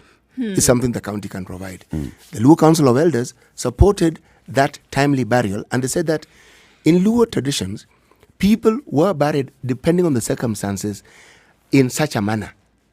At night? No. The speedy process by which people were buried, there were times in which, because they also understood people would be sick, they also understood epidemics in the way that they did. So it wasn't as though there was a uniform way of always burying. There were special circumstances that called for specialized action. Again, you see what we're dealing with here? Communication. So this is the Luo Council of Elders says... Yes. It's in keeping. This thing of burying people in a speedy manner, in a fashion that complies with certain problems that we have. It's okay. However, in fact, it's good. Are they talking about the 48 hours or are they talking about burying at night? No, they're talking about the process of unusual burials. Unusual burials. Remember, which 48 hours in that part of the country is unusual. It's very unusual. Good. So it's let's be clear. So it is even in support of what the minister was saying about customs be changing. Yep. This particular virus is going to change customs. And what the Luo, if I interpret it correctly, the Luo Council of Elders are saying, there's nothing unusual about this. In special times, special circumstances will be applied. That's what I interpret them as saying. Right. The issue that has arisen here is one of communication between the family and the administration. And the person who comes to the fore is the local assistant chief. He's the one who's come to the spotlight because he's the one who seems to have been controlling and issuing the edicts. And he's the one whom the family is taking exception and saying that, look, we were just asking. They were not saying don't bury him even at 2. They say, let's bury him in a coffin. Let's do this. At no point were they causing a beef. But now they say, okay, fine. You didn't allow us to bury in a coffin. You didn't give us the results. And since you didn't give us, we're asking, why did you bury this person so quickly and at night? Because 2 p.m., as far as we are concerned, is night. And what does the chief say? Oh, the chief has not been quoted anywhere in any article that I've read. He's gone mute on that one. The governor, though, has distanced himself from all this. He's taken several steps backward and said, no. Formed a team to investigate this. Yes, and he said he did not issue instructions. Now, that's distancing. So what his director of communication said, Yoniake, he's going to handle. He said he did not issue instructions. So, somebody made a mistake. Now, you know what? This is where you say we made a mistake. Yeah. Okay? We are sorry we made a mistake. A terrible mistake. We made a mistake. And let's see how we can resolve it. Let's find a way of righting this wrong. Now, the debate will find a different level. Yeah. Well, it's true. As they often say, it's like, when that what an apology does is kind of like when a rat bites your toe and then blows on it. That's what an apology does. It takes that sting away from the beginning, because you find that with the sting having been removed, all this hullabaloo, all of this noise that's being made around this would then calm, and then people can ask questions and the right information be given. A little late, but still would make a good, would still set a good precedent now for the future cases that we would see. You see, what you're seeing in Siaya is not any different from what was reported to us by the lady who was speaking to. People who are in positions of authority don't handle their positions with humility. Right. They handle it like lords. You're busy lording it over someone in a situation where a gentle word would go a long way. A very long way. And the hoo-ha would simply not exist. Those hours, if they waited until 9, what would have changed? Would he have been any less dead? No. What would actually have changed? The assistant chief could have organized for security to just ensure everyone knows COVID is there. Everyone knows that COVID. And everybody is accepting of these protocols. They are. They're not even fighting it. Yeah, they're not fighting it. Nobody is fighting this thing. But I still think that even with all of it, even like with what Mutahi Kagwe said, we understand this, and for us to go against it would be going against this fight, right? However, I still think there's certain elements of dignity that can be maintained. I still think that there's a space that needs to be created then to still allow people within these times to be able to mourn properly, to celebrate properly within reason. It's necessary to have that done. I think the way in which the system was just there are two things that people want here. Not to forget the traditional rights. They want to have a say. It's their kith and kin. Yeah. They want a religious send-off. That's it. Because that they actually don't want more than that. Nobody prayed. Nobody said anything. Nobody explained anything. No one spoke. That's what they remember. And that is what they will remember. They were not able to pray for the soul of the departed. Nobody was able to say goodbye in a way in which they would have preferred to. Nobody's asking, because look, if we want to be honest, the rites and the traditions that go with a burial are long and they're very, very many. They've said with all that is happening now, fine, we understand. Remove all of that. We understand. Take it away. They've accepted that. But then the fact to even have somebody say goodbye and the fact for him to be buried in a way that was befitting. And a man with somebody, Kenyans are church lovers. They follow their religion strongly. Someone dies, they want a religious send-off. Even if it was a person who was seen at church maybe once every 3 years, they want a religious send-off. It helps their grieving process. Communication. Unless circumstances force us or get us to that point where we are under maybe total lockdown and deaths are at 1,000 a day or something like that. That will be a different matter. That's a different scenario that has just been created. Completely but different. Also maybe that's what Mutahi Kagwe was telling us. Okay, so already prepare for that. Prepare for such eventualities. But I think what has happened, I think CT touched on that very minimally, but then to look at it and bring it out and say, you know what, this has also presented an opportunity for many people now who've been given one job to now make it as though you are the God of the universe. And unfortunately, we're going to see many, and we've already seen it being done, from the person who is holding the thermometer, to the person who is dispensing the sanitizer, to the person now who says you will not enter this. We have seen now that the human nature now finds its way to step out, and people now say, I have been given this responsibility in times of COVID, and you will do by all means, you will do what I say, by golly. No. Interagency fights over the money that has been donated to fight the war. Money has been donated to buy the personal kits for prevention against this. Yet we are being told, is it 9 or 10 healthcare workers who've now been infected? Money given to buy reagents. You're finding that the capacity of a government agency like KEMRI is being limited because they don't have all the detergents and all the reagents and all the equipment that is required for this. They have the machinery, they have the structure, but to make it function, they can't because of this nonsensical. Somebody's holding into some cash. Yeah, exactly. And somebody wants some more, somebody knows so and so, somebody's doing the other.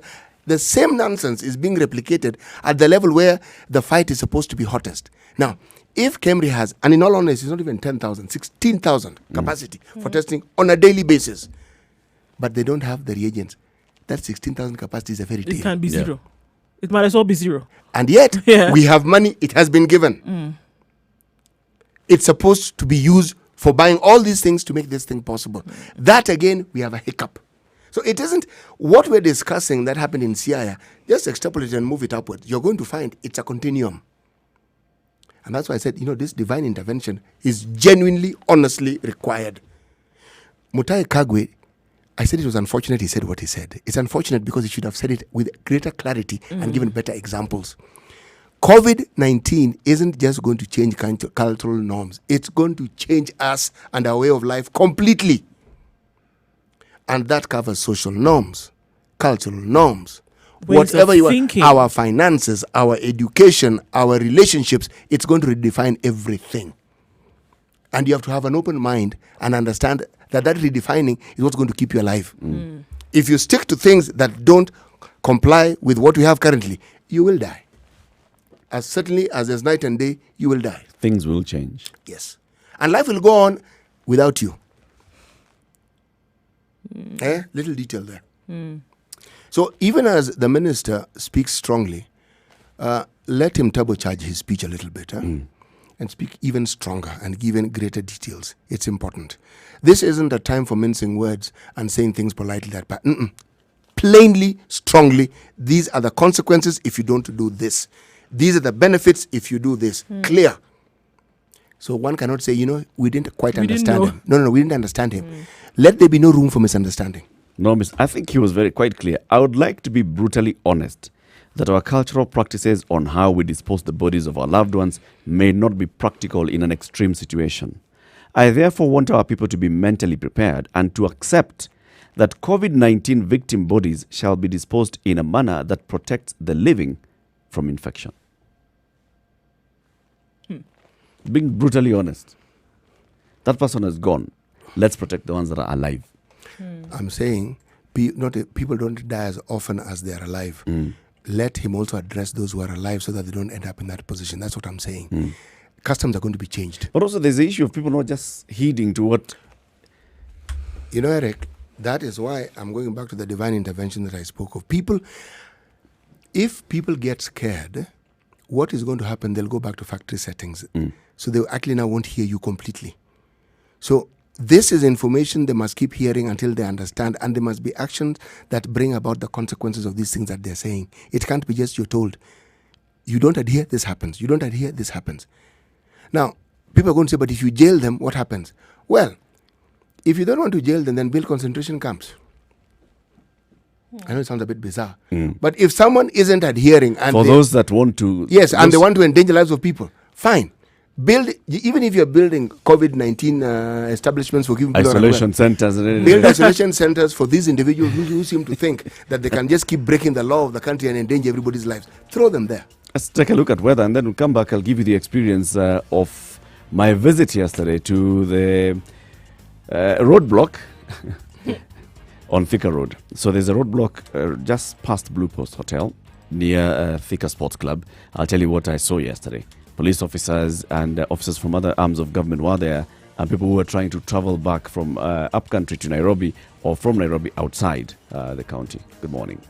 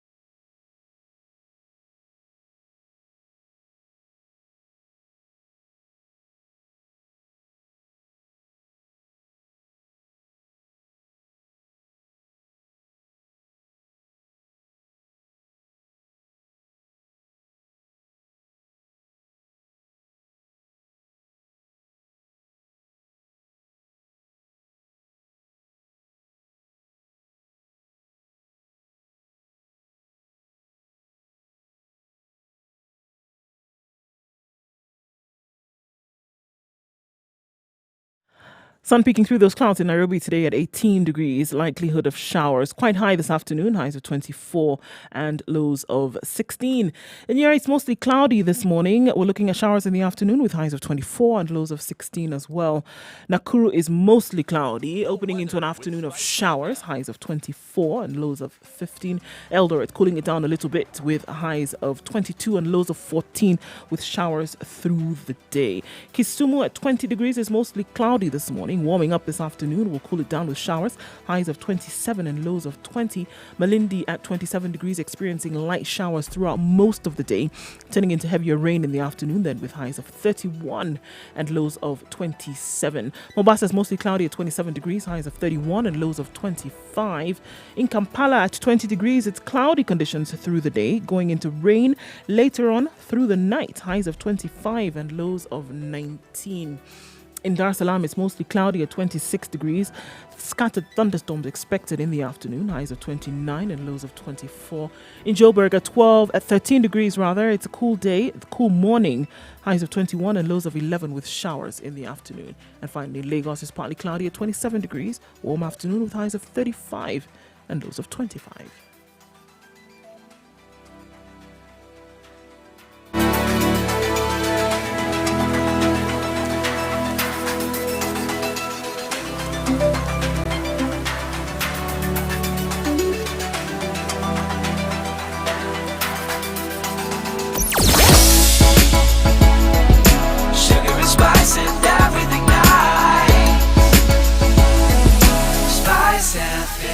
Spice up your life.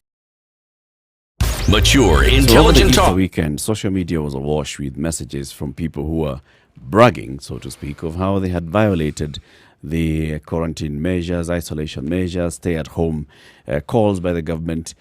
People were going to party, they were arrested. We saw an MP who was taken in. We had reports of a magistrate who was arrested somewhere.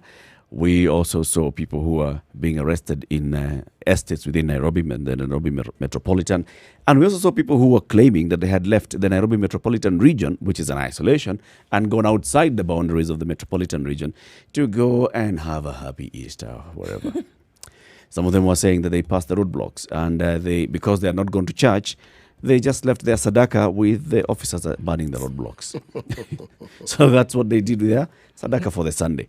And were expecting to come back later that day or on Monday. So yesterday after the show, I decided, let me just drive down to one of the roadblocks. This is on Thika Superhighway, right at Blue Post, where the boundary of the Nairobi Metropolitan region is. That's the Chania River.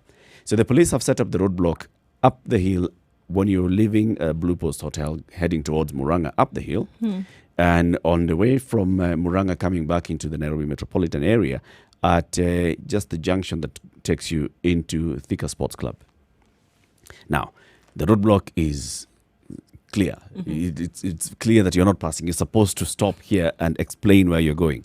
Only vehicles that are carrying goods are basically just passing without many questions asked. And you can just see this is a big truck. It's obviously a cargo vehicle. It passes. Any small passengers, the ones that we call personal, all personals would be stopped and then asked, who are you? Where are you going? And very many of them, because they don't have any documentation that shows that they are offering essential services, will be told, just turn back and go where you've come from.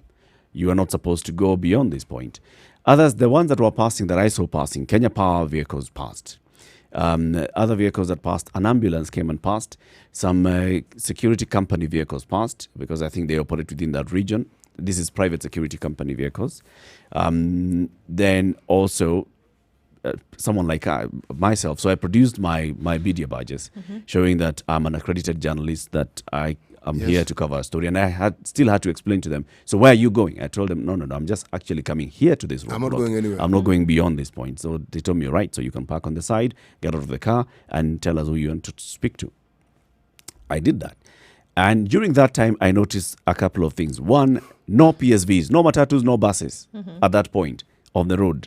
None at all that's trying to, the way we're talking about people dropping off at some point and then they walk over and then matatus on the other side will pick them. I did not see any matatus at that point. All the way from the Thika bridge, the flyover getting into Thika to Blue Post, no matatus at whatsoever. Coming back the route towards Nairobi, same. Goods vehicles were allowed to pass. However, there were now very many personals on that side trying to come back into Nairobi. Many of them. So the police were there and were telling them to turn back. So the operation is actually being managed by Kenya Defence Forces. I saw a military officer there. He's actually the one who was sort of in charge.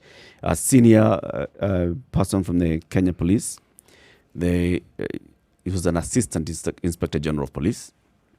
There was officers from the DCI, the officers from the Ministry of Health, the Public Health. They were there actually checking people's temperatures.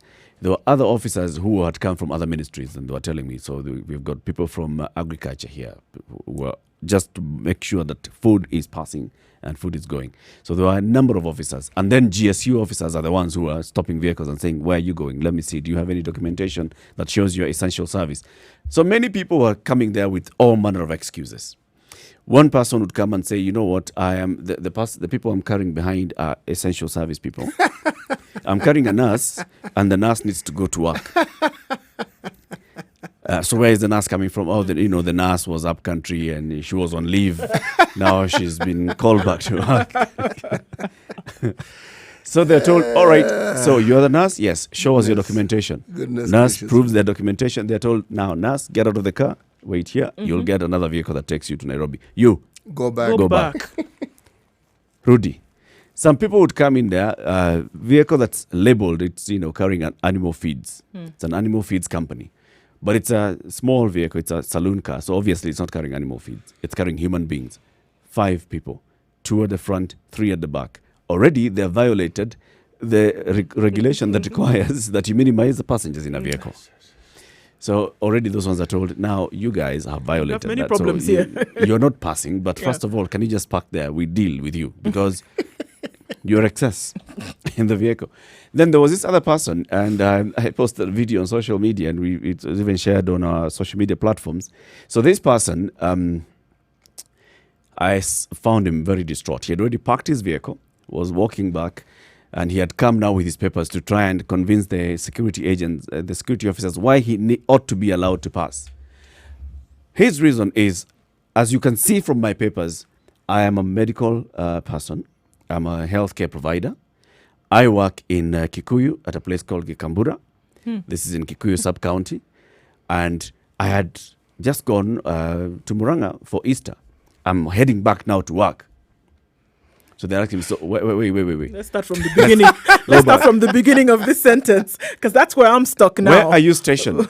I'm stationed in Kikuyu. Yes. Gikambura in Kikuyu, right? Kikuyu, for those who don't know, when you're using this bypass that takes you to Kikuyu, right? Gikambura is somewhere uko Ni uko ndani. ndani. Ni uko So ndani, he yes. is from there, and he's in Thika.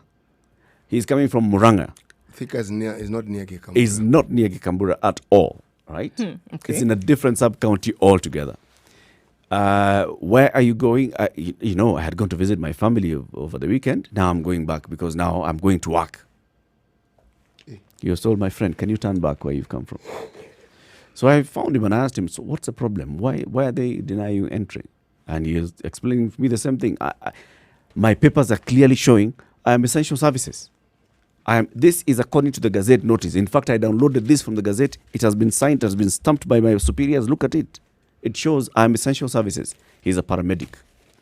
I am required to go to work. So where are you coming from? I'm coming from Muranga because I had gone over the weekend to visit my family for Easter. Problem number 2.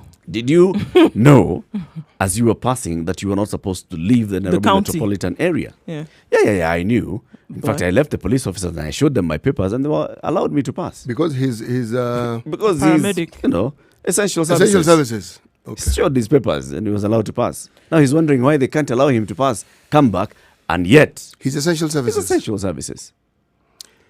And it took him a long time. In fact, by the time I finished talking to him, he didn't get it. He was not seeing what the problem is.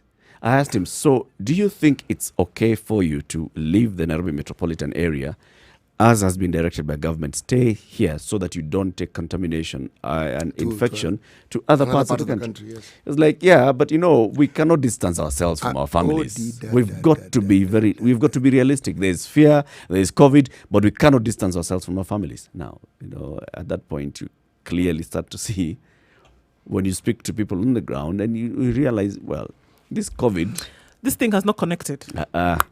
You see how you put the key in the padlock and you hear the click? That click hasn't happened. Has not happened at all. For quite a number of people, it has not happened.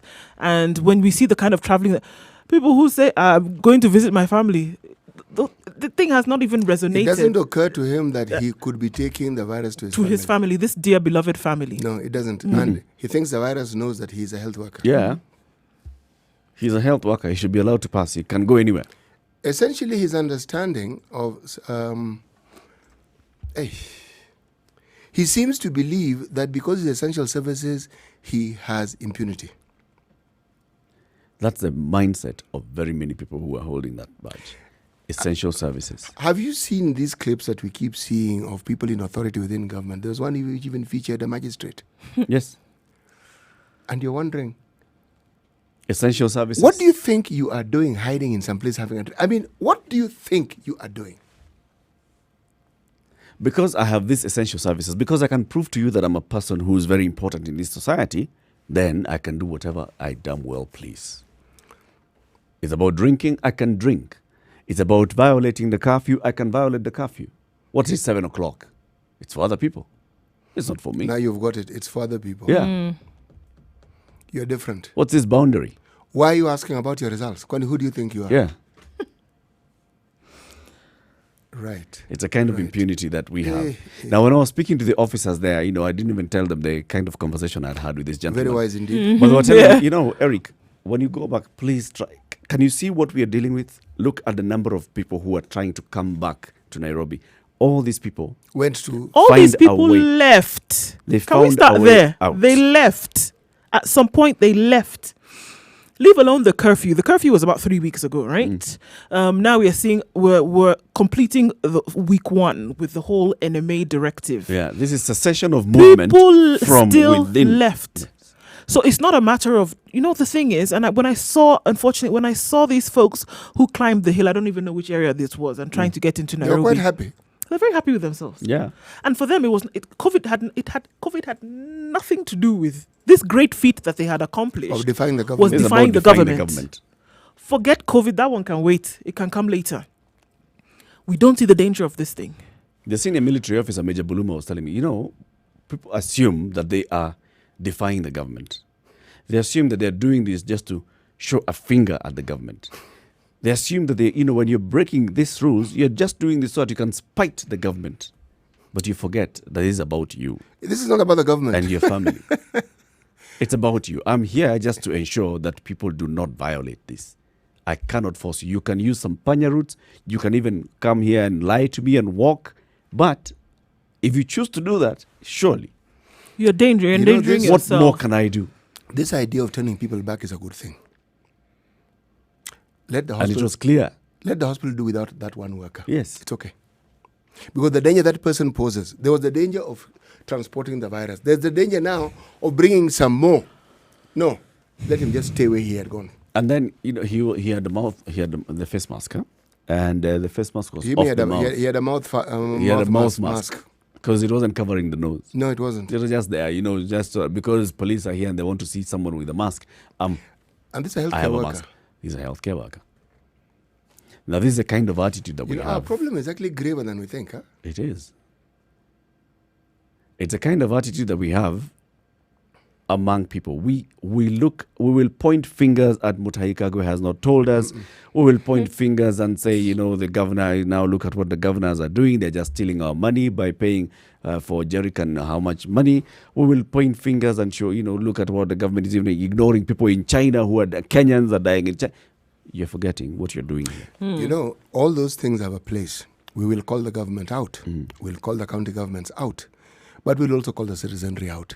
There are things that only the individual can do. The county government won't do it for you. The Minister of Health won't do it for you. Your president won't do it for you. Your MCA won't do it for you. Your MP won't do it for you. You have to do it for yourself. What's it going to take, though, for that click to happen? What's it going to take for people to realize that this movement that we're asking you to stop is not the government trying to, it's not the government trying to curtail your freedom in any way, shape or form. They're actually trying to keep you safe. Actually, the government must curtail that freedom. Yeah, but the overriding here is that they're trying to keep you safe to keep others safe. You know why we're having this debate? Yeah. Because the government is trying to say, civil liberties. No. Curtail it. Completely. There's even curtail it. And this is the thing. People talk about, we're rights. Forget it. No. Curtail it. No civil liberties, no rights. Curtail because if you it. allow people their rights look at the nonsense that we see going on when that curtailment is happening. You can imagine if they say, okay, fine, we need to take a moment and understand what your rights actually are. We would have those Melinda Gates, 800,000 people she's dying in the streets would have started happening right now. Yeah. You know something? It would have been. The greater good, the reason why all the countries on this planet have an emergency law is because of the clear understanding that there are times when people have to act as one. And the only way they'll do so is if you order them to do so. Yep. And there's no room for debate. My question is, now, with the way we are seeing it, what needs to happen? I told you guys yesterday, some states in Nigeria, governors said, okay, Easter Abi, Easter Friday. Okay, you know what we'll do? We'll allow you to travel for Easter. After Easter, no more Nigerians traveling. are Christians. Get out of here. This is the most important ceremony It's good. in Christianity. Well done. However, ask yourself a question like that. What needs to happen for us to understand the gravity of this thing? We can be here, and that's why I was like, okay, the numbers in Africa, okay, fine. The numbers are quite low. We run a risk, though, however, of saying that because these numbers are low, then we can then go ahead and do whatever it is that we want. And you will be surprised at the number of people who look at the number and say, 47 million people in Kenya and only 208. Yes, Look, we are this fine. thing is, Leave that thing. We are John. doing okay. No, this thing isn't complicated. Let's take a look at traffic and then we look at how uncomplicated it is. 27 minutes to 9.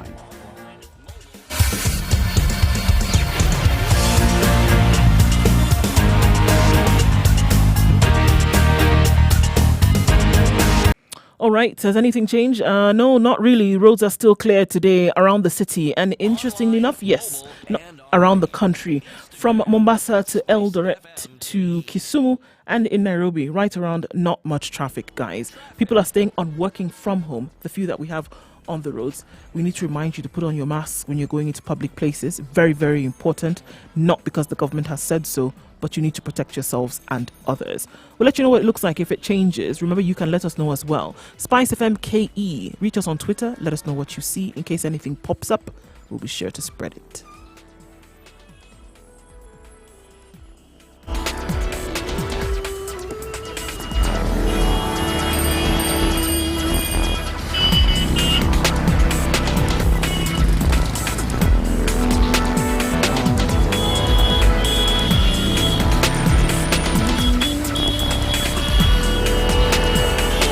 Mature, intelligent talk every morning. Spice up yourself.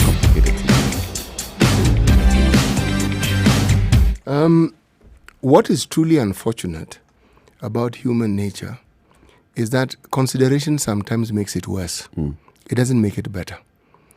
We have a problem, it is understood. the leeway for people to take action and to ensure that they do what should be done is clearly being abrogated. It's clearly being thrown out of the window. The vast majority of Kenyans are actually obeying these rules. They are staying at home. They're doing what is supposed to be done. They're even making their own face masks. So the only way you ensure everyone does it, martial law. That's it. That's it. You will go back to those liberties later. But for now, this everybody gets shut down. And you're told this is what you are going to do. And this is how you are going to do it. So that there's no complication. Those people who passed that roadblock over the weekend, they passed police officers, right? The ones who are bragging on social media that they actually left Sadaka, we ought to believe them. They're saying, I have passed, I left Sadaka. Oh, I'm sure so that's there the are way police officers that were also being compromised. And when you look at yesterday, because now senior officers had come from the National Operations Center in Embakasi to go and ensure that things are being done correctly at this roadblock, it's because they also realized that some junior officers also are looking at this thing and thinking, wacha watu wapite bana. Mtu anataka kwenda kwao. Wacha aende bana. Okay. The presence of a senior military officer had huge impact on how those officers were behaving yesterday. Yes. And he was just one person, just standing there, wearing Kenya Army uniform. And written Kenya Army, written his name on the other side, and wearing the beret. That's it. That you could see, that's what it took. Everybody else around there was basically behaving. Yes. Get where I'm heading. They knew. So get where I'm heading. And also, the presence of the red berets of GSU also had an impact. People were told, turn. Nobody's questioning the no GSU. Debating, no negotiation. Mkubwa Tuongee kidogo. I think we've seen instances where this has happened. Like give an example of the burial of late President Arap Moi. The army was in full attendance. People behaved themselves. There was no question. Can I cut the line?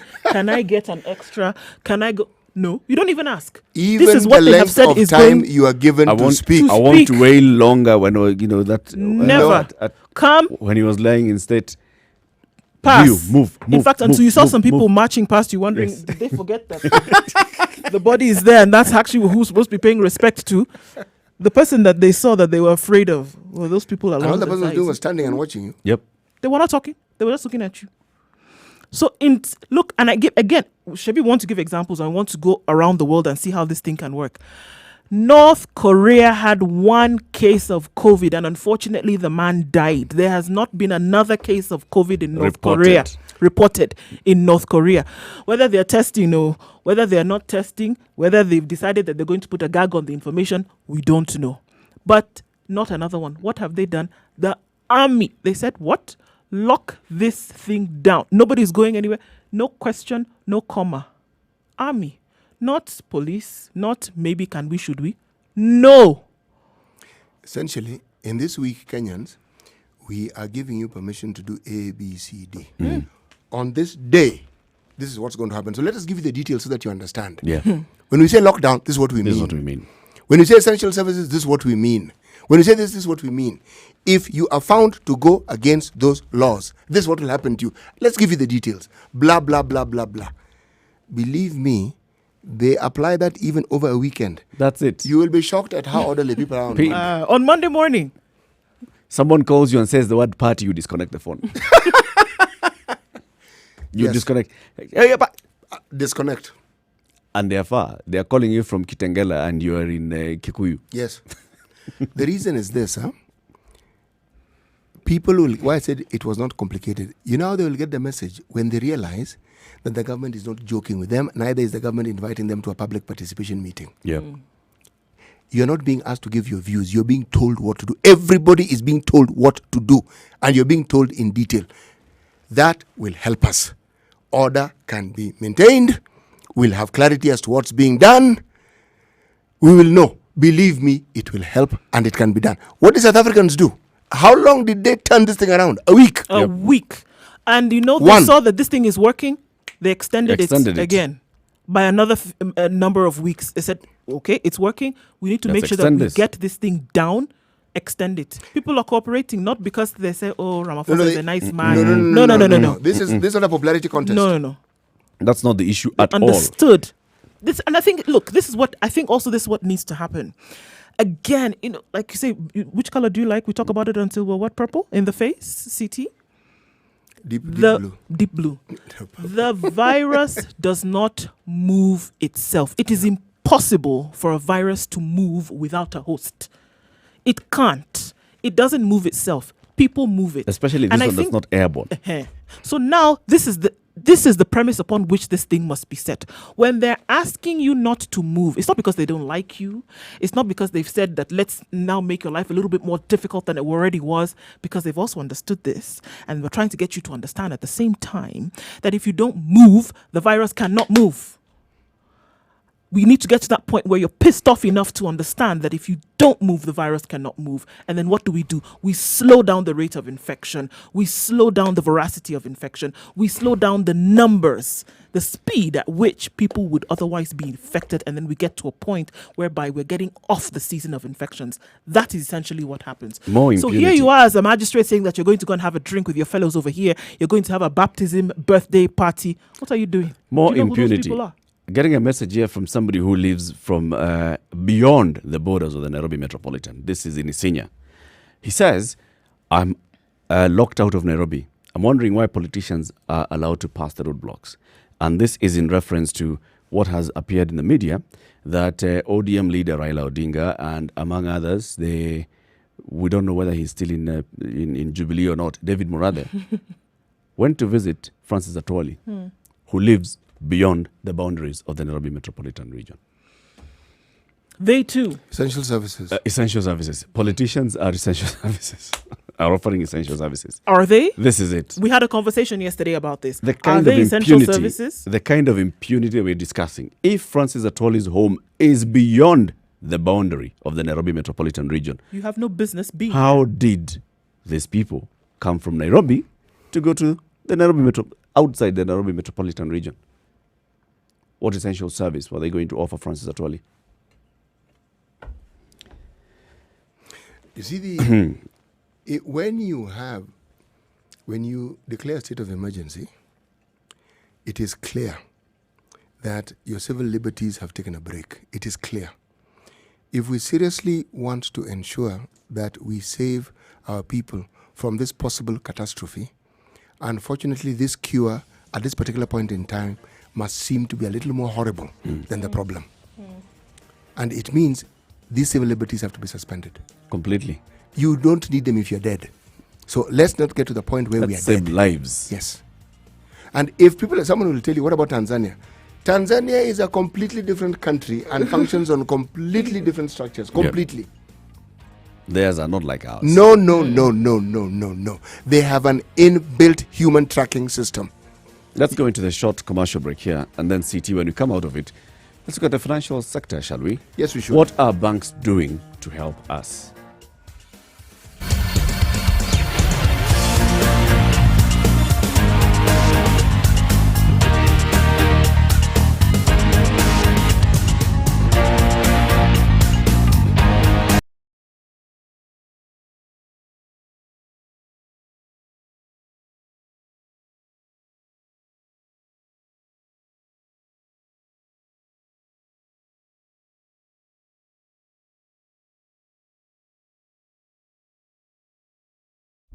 Classic soul, R&B, smooth jazz, neo soul, and nostalgic ballads. Make some noise. Yeah! You're listening to Spice FM.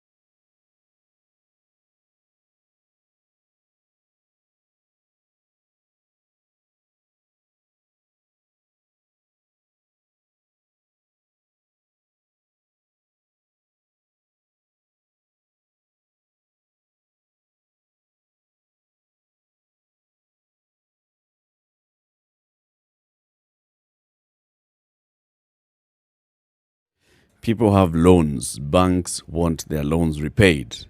People are asking for banks to help them. Banks are responding, one after the other, slowly. Is it enough, City? What are the banks telling us?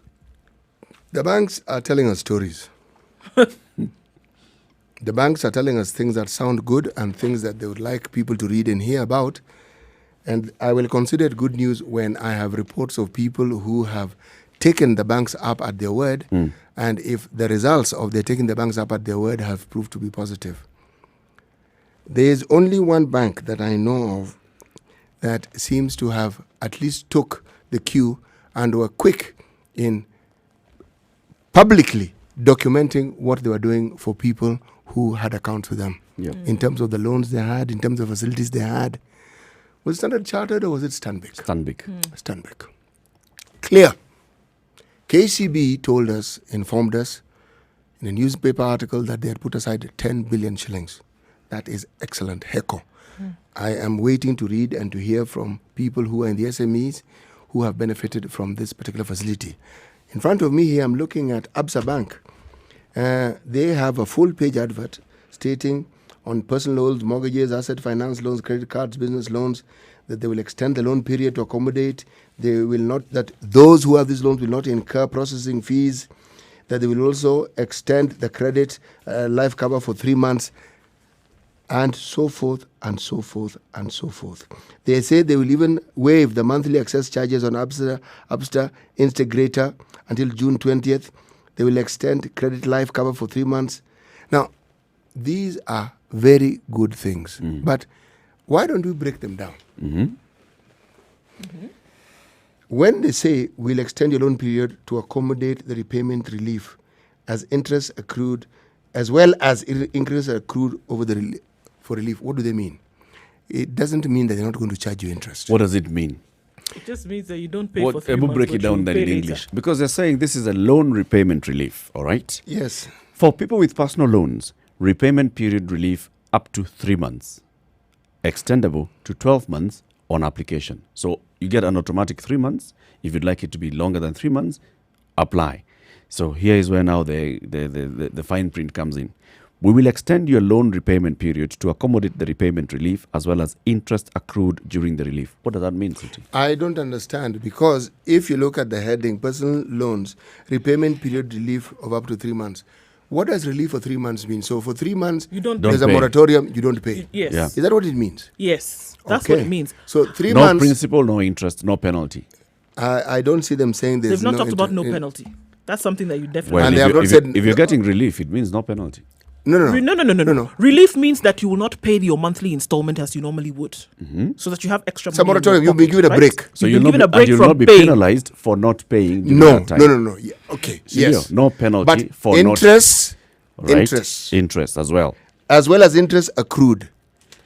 So you'll get extend your loan repayment period to accommodate the repayment relief as well as interest accrued during the relief.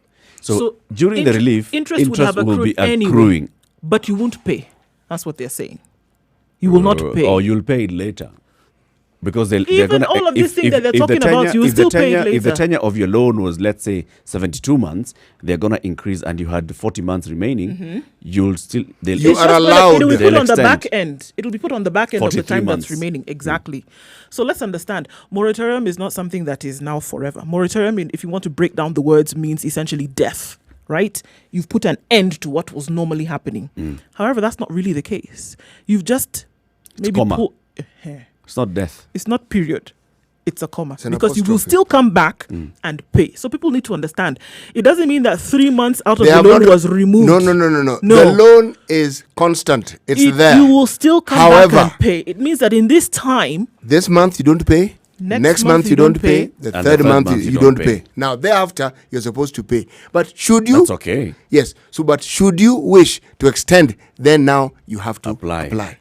But that's okay. But what I'm hearing you guys saying is that the understanding here is if I was supposed to be paying to, let's say I had a loan and my interest plus premium was supposed to be totaling 10,000, out of which 7,000 was interest and 3,000 was premium.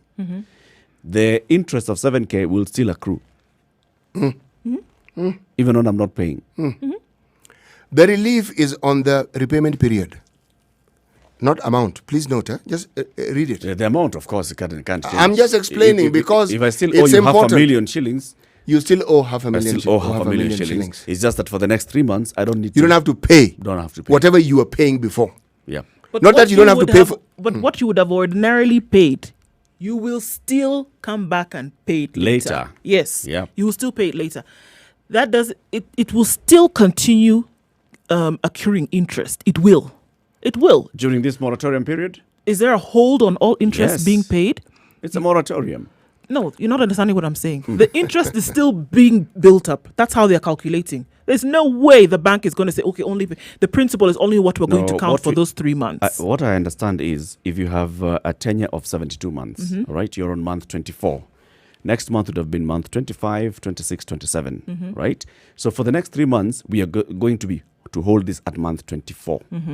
When, if you are come back after 3 months, you'll start at month 24 going forward. It's not that during these 3 months, your interest, we are still going to be looking at the loan will still be accruing interest. You see, the interest is on a reducing balances per day and all. It's not going to be accruing that interest.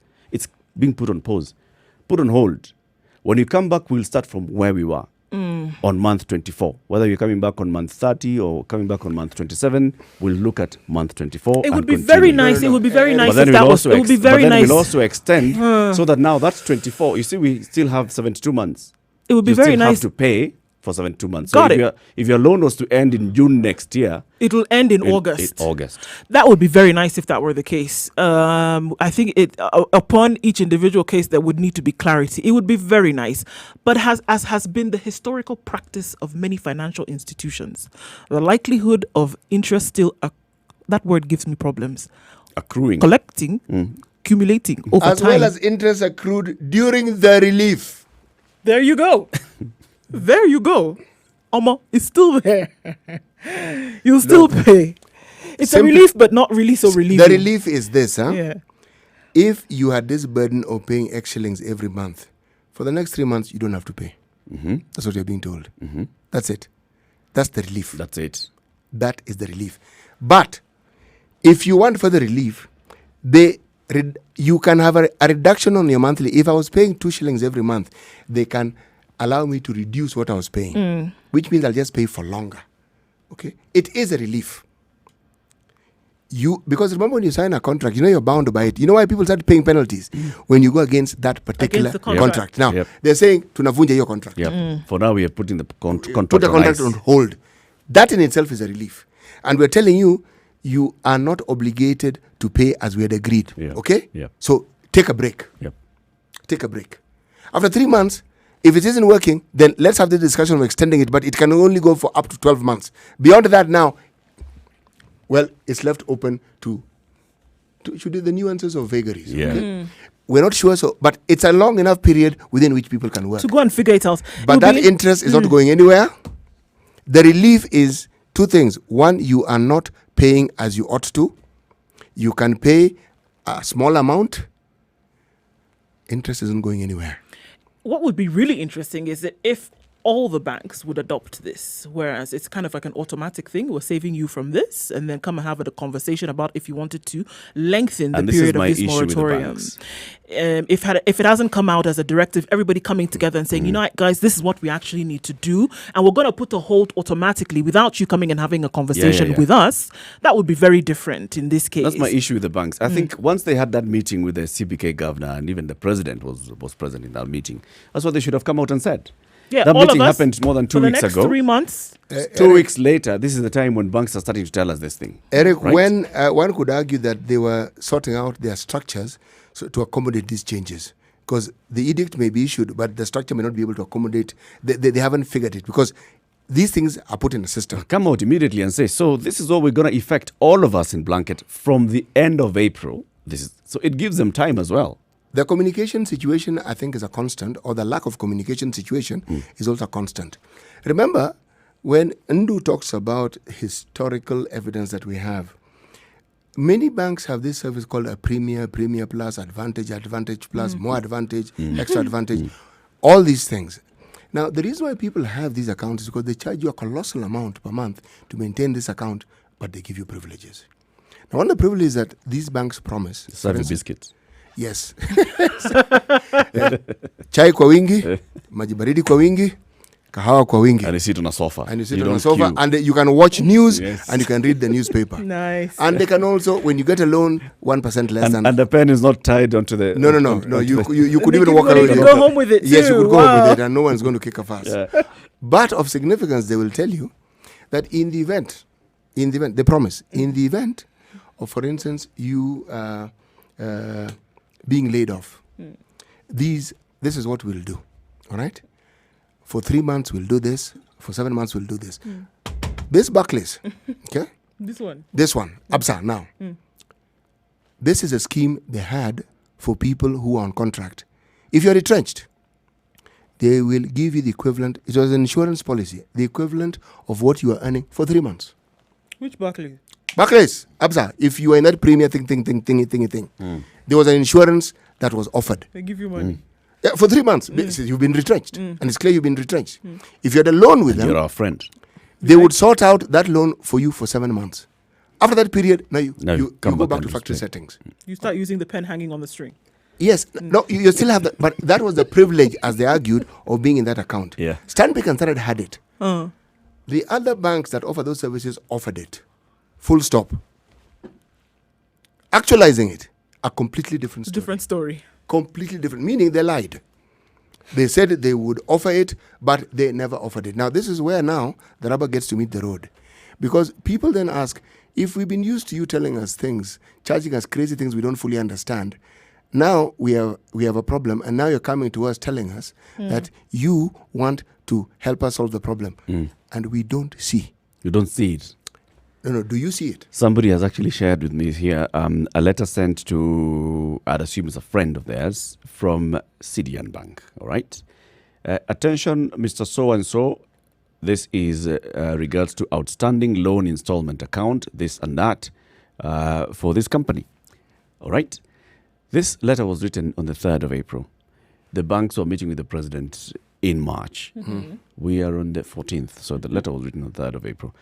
In the case the matter may have escaped your notice, we write to advise you that your loan repayment due on the 20th of March has not been paid to meet your monthly obligation of 219,000 shillings, blah, blah, blah, blah, blah. Please deposit enough funds in your account immediately to cover the amount under advice to us. Please note that your account will continue to attract a 5% default penalty on the loan arrears outstanding and will be levied on you as per terms of offer. Right. Further to the above, kindly note that your loan is due on the 20th of every month. In future, to avoid similar incidents, we'd be grateful if you ensure that there are funds in your personal account with us to meet loan installments as and when they fall due. See what I'm saying? Banks were taking too long to react. Now, somebody has already received this. You've closed your business. You are having serious issues, and then you've been sent a letter like this one. In case it escaped your notice, you owe us money.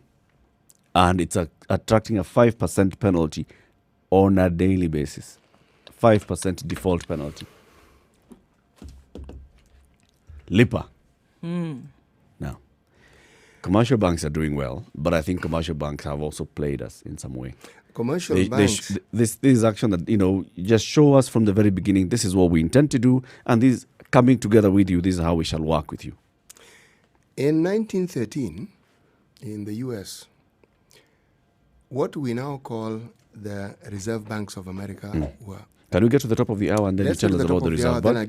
We come back and have this conversation, the Reserve Bank of America. We'll also be talking to the CEO of the Kenya Bankers Association, Habil Olaka. He'll be joining us on the phone, so we can ask him some of these questions. What exactly are Kenyan bankers doing to help us cushion Kenyans from the ravages of COVID-19? Good morning. This is The Situation Room. It's Kenya's biggest conversation. Quickly, today's proverb, CT. If the wise elders of the village do not educate the children, then the village idiots will educate them. I don't know why it's so funny, because just because of where I'm from, I just have this picture of the village idiots. I have the picture of the idiots. No village has a monopoly. No, CT, you've not seen some of the village Good morning, idiots guys. that come up. It's 9 o'clock.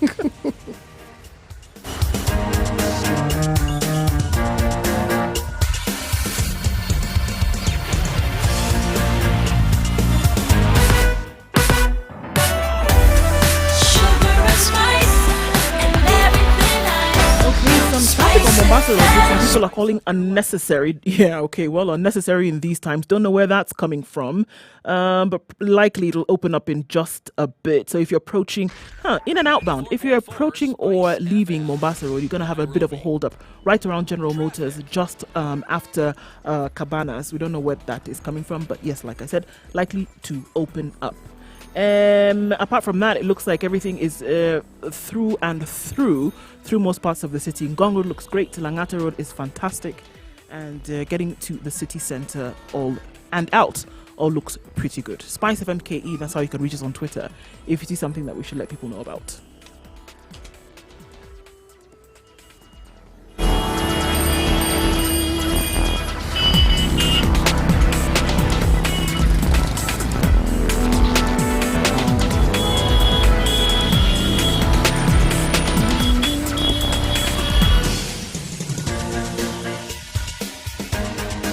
This is The Situation Room, the home of hard-hitting political commentary and penetrating insights about the state of the nation. This is a talk radio experience like no other. The Situation Room, a place for hard truths, debates, and elevated conversations. The Situation Room, witty, political, engaging, deep, controversial. In the room, we have C.T. Muga, researcher, academic, seasoned political observer, a fountain of wisdom in these politically uncertain times. Ndu Oko, Nigerian by birth, Kenyan by choice, communications expert, Pan-Africanist, a truth seeker and believer in people power. And 2 minutes after 9. Eric Latin. We went to the top of the hour. You're telling us about... Exactly, December 23rd, 1913, the Federal Reserve Bank of America, as we know it, was actually put in place. Now, of interest is not this particular period, but the period preceding it and what led to its formation. Prior to this, there were key bankers within the then United States of America who more or less sat, met, and decided on the fiscal policies of the nation. But what was found was that their meeting, with every meeting and with every policy, they just grew richer and richer and richer and richer. Cartel, cabal, call it what you want. And I think the political leaders decided, no, this thing is not helping us. We have to take control of this as a nation. Yeah. Now, we have a country where our banks seem to be doing exactly what was happening before 1913 in America. They seem to meet together, decide. They met together, decide, lobbied, pushed.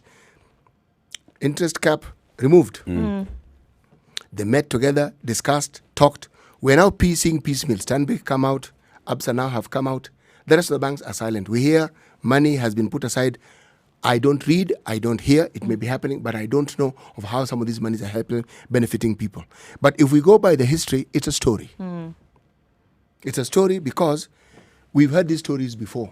And when you talk to people who are in that business, they tell you, yes, we know, but getting that money is a bit difficult.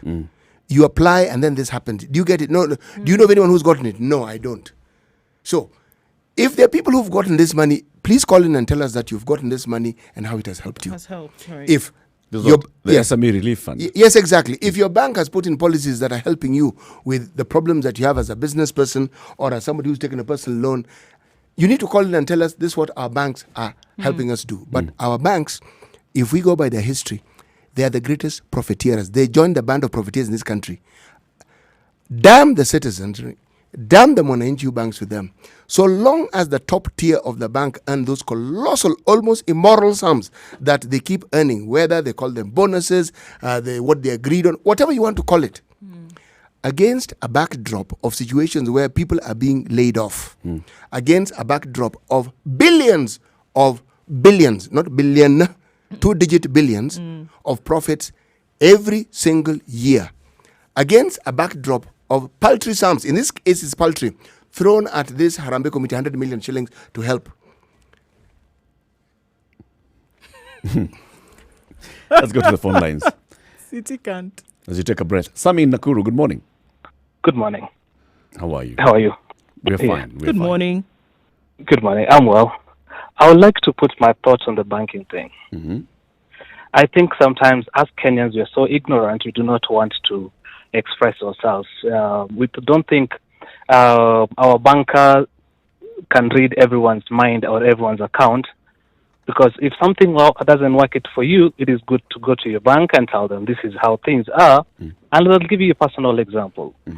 Last week I went to CFC Stanbic in Nakuru, and I explained to them, okay, this is how things are, and I'm not able to meet my loan at the moment.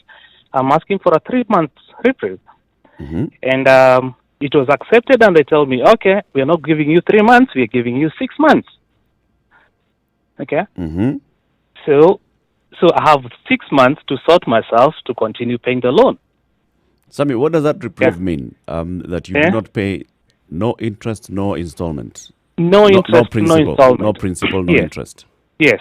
So my 6 months will be added to my end of the term. I'll add another 6 months to continue paying the loan.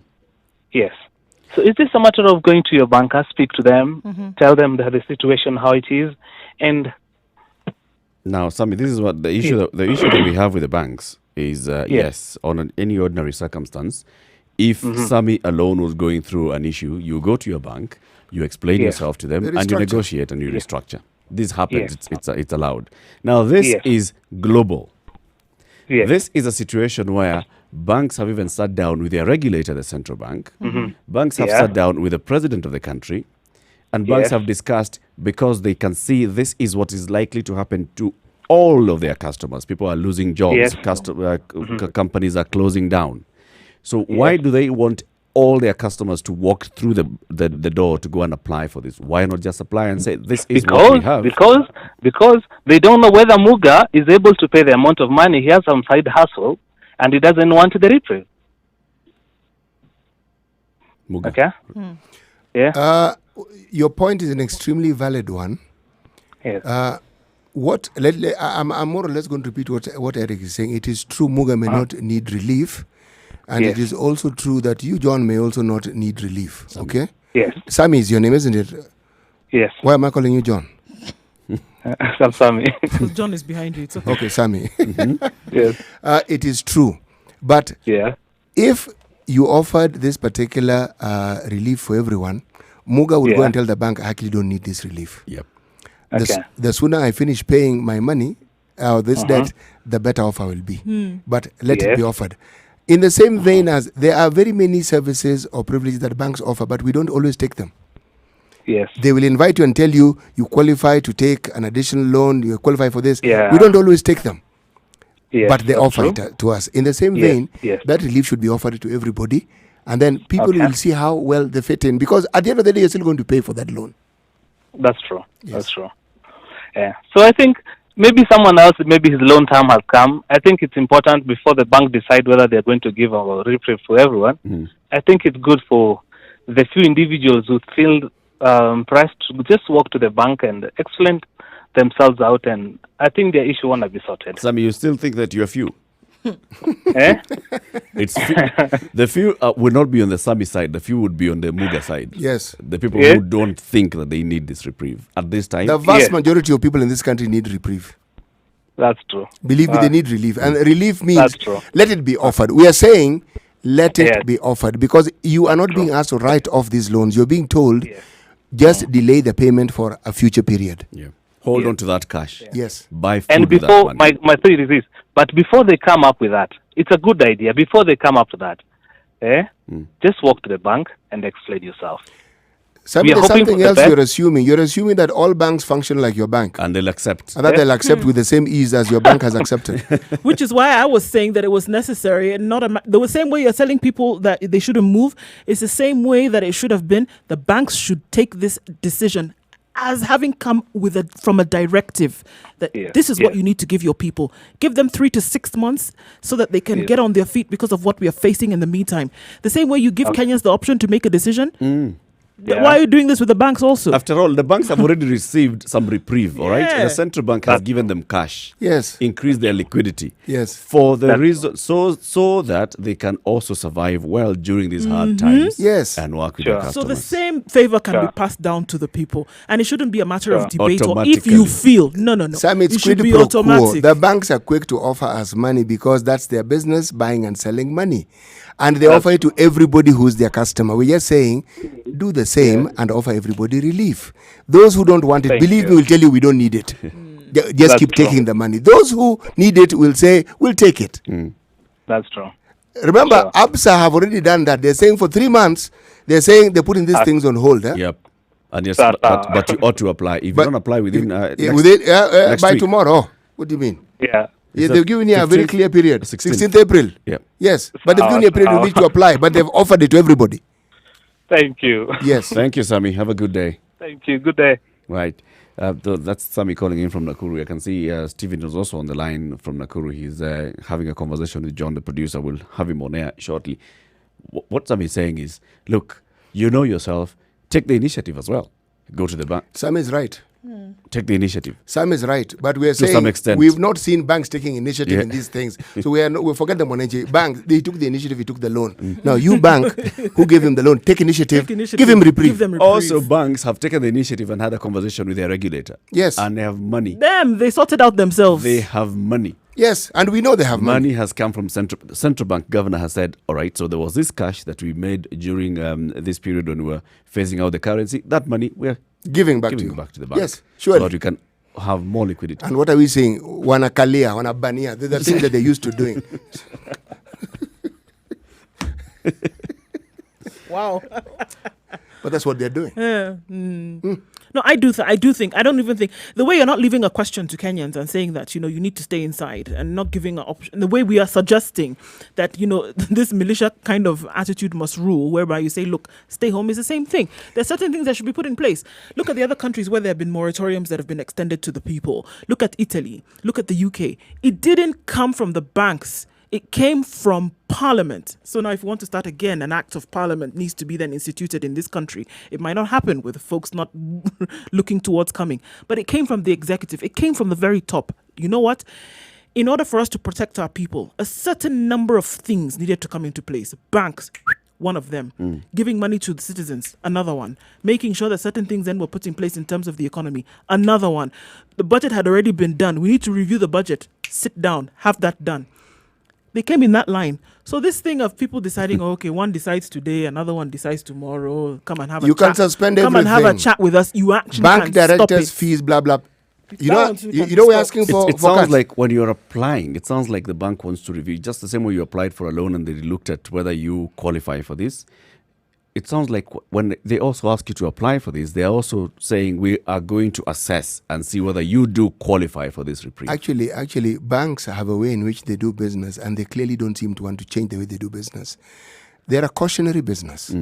They're not in the business. They're not in the habit of dishing out freebies. Huh? It's money they lend, and it's other people's money that they've lent you. Yep. So they probably want to secure this money. Yep. I don't think there's anything wrong in them trying to ensure that it's documented, that everything is in place. There's no problem. But then why do other banks, why has ABSA seen the need to say, okay, guys, 3 months, there's this break? They've done their maths. My issue is this application thing. Let me read it for you. Why do you have to come and apply? Why don't you... What is that? What's that deadline? Let me... 16th Just read. April. To apply... There you go. To apply. To apply. Why do I need to apply? Let me tell you, other additional relief options available to you. No. It's other additional relief options available to you include 1, further extension of your repayment period up to 12 months. The 12 month. Okay? Upon request and approval. It has to be approved. Please understand, it's not automatic. Not automatic. Okay? Reduction of your monthly installment repayments by extending the length of your loan tenure. So we can discuss that as well. Yes. So instead of repaying 295,000 shillings, we can discuss and repay 195,000 shillings. And then we extend that tenure. Precisely. Good. But the application bit... It's a loan, Baba. That's the whole point. Nisawa. I'm not disagreeing with you. I'm saying the banks need to change the way they think. Yes. That's what I'm saying. Because they're doing things the way they're used to doing it. When you come to apply for an extension, you fill this loan, you answer this question, you're saying, no, guys, please revisit that. You have huge legal teams. It's like they're operating from a mindset of we want to ensure that the mindset has not changed. We approve as few of these applications as possible, so that as many people That's what you read as into possible. it. Yes, that not everybody who applies, somebody who actually is genuinely in need of this will apply, but then they look at them and they see, well, your company is still making this much money. So you You're don't still need in it, operation. really. You don't need this reprieve. You're the one who knows about my company This more is than the me. thing. And I'm going to equate this. The same thing you say, okay, I'm going to Moranga. Well, okay, shall I not go because my family's there? No, it shouldn't come into the debate. There shouldn't be questions. Set this thing, everybody across board, let it be there. Boom. No questions asked. Shabi, we said it's 3 months. 3 months. After 3 months, let's come and talk again. Yeah. You know- Duncan in Kajiado. Morning, City. Let me start with City because I forgot his name yesterday. Oh no! The white hair. What you missed was the beard, really. But you did well. I like the description. Thank you. Okay. Morning. Morning, Do. Yes, good morning. Morning, Eric. Good morning, Duncan. Now there's this question of people being asked to apply. What are the banks asking people to apply? So we need to understand that if it's a reprieve, they need to do across the board, so that if there is somebody who wants to go and say no, I want to pay mine, then they can go and tell the bank. Yep. But this question of them telling people to apply, it's a question of whether you qualify or not. Because personally, I went to Family Bank and I applied for an overdraft and it failed. They said they're not giving any overdraft at the moment. So, and the way you are saying, it's a cartel of people who are determining on whether they will retrieve people on these loans or not.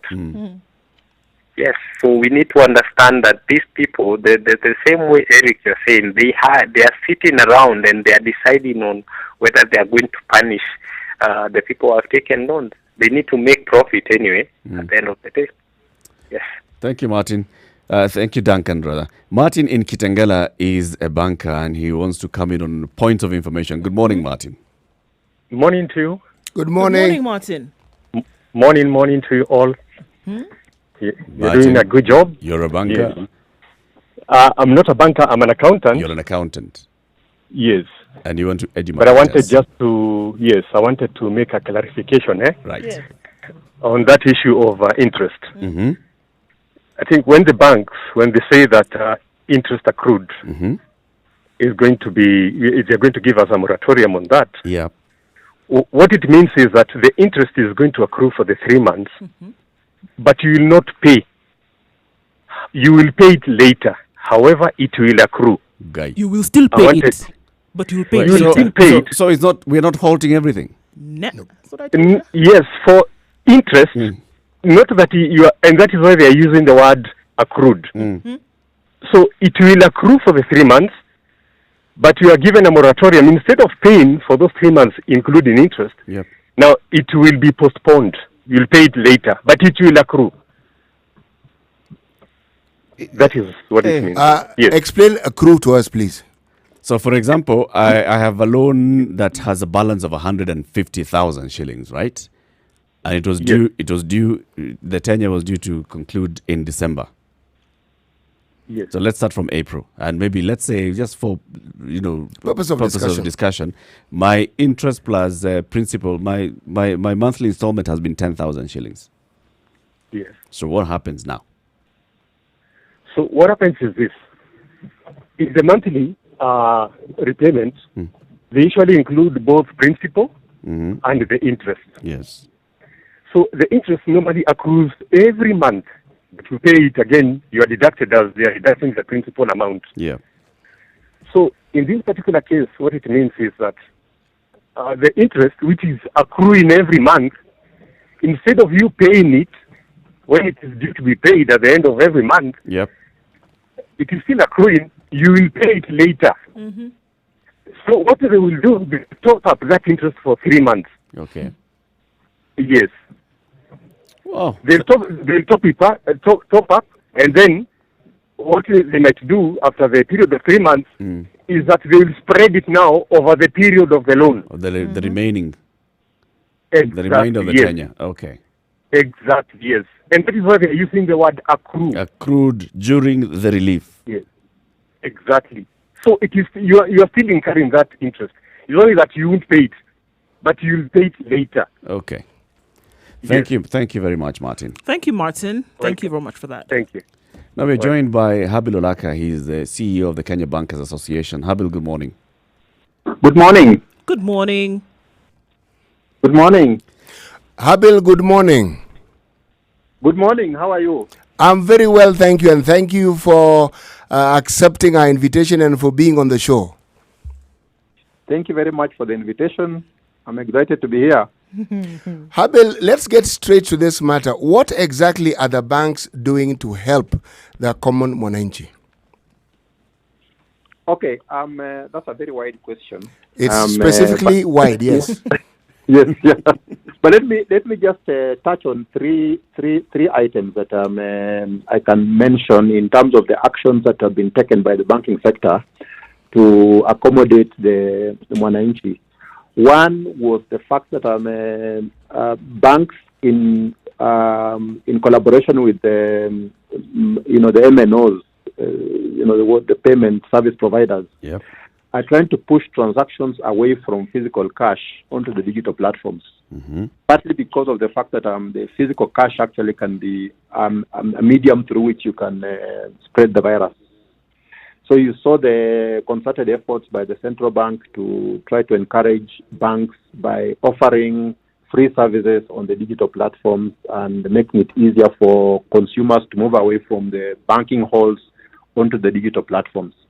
That was the first step, and that was coordinated between banks and the payment service providers. Mm-hmm. The second one was the move by central bank, where the central bank rates, which is the rate that guides markets on where the lending rate should be, was brought down from 8.25 to 7.25. Mm-hmm. That is effectively sending a signal to the market that the rate should come down. And so the consumer is able to get facilities at a lower rate than possibly before. The third one was one that may not be directly observable, but what we call the cash reserve ratio also came down from 5.25% to 4.25%. The essence of this is that the cash reserve ratio determines the amount of money that banks have got to keep in an interest-earning account at the central bank. Okay. And when that is brought down, it means that the amount of cash that banks have got access to goes up. So banks now have got liquidity to support the consumer through direct lending. Okay. And maybe to cap it all, you saw some move by central bank whereby banks were being encouraged to have a one-on-one discussion with the consumers and consider a variety of options. One of them can be either restructuring the facility in a way that it can be accommodated by the consumer, extending what we call the moratorium, so that the repayment installments can be spread out in a way that the consumer feels more comfortable, and this extension can be up to 12 months. So, and that's why I have Bill, actually, you've just found us in that conversation, discussing that moratorium and what it means. First of all, yes, the issue of individuals going to apply or having that conversation with their individual banks. Why does that have to be? I mean, understanding the kind of times that we are in. COVID-19 is affecting everybody if you just look across the board. Yeah, I mean, that's a very valid comment. But also, let's be conscious of one thing, that COVID has affected each one of us differently. And my ability in terms of the kind of facility I have with the bank is different from your ability, even though we might even be in the same sector. Mm-hmm. So I think the reason why it's important for the individuals to have discussions with the bank is critical. I may need, say, 3 months moratorium. Somebody else in exactly the same business with me may need 6 because of the unique circumstances that he finds himself in. Yeah. Somebody else may need 12. And therefore, a blanket kind of facility may be comfortable for one and not quite comfortable for the other. That's one point of it. Mm-hmm. The other point is that banks are actually lending this money out with the hope that the money will come back. What we should be careful about is that right now we have got what you can call a health crisis.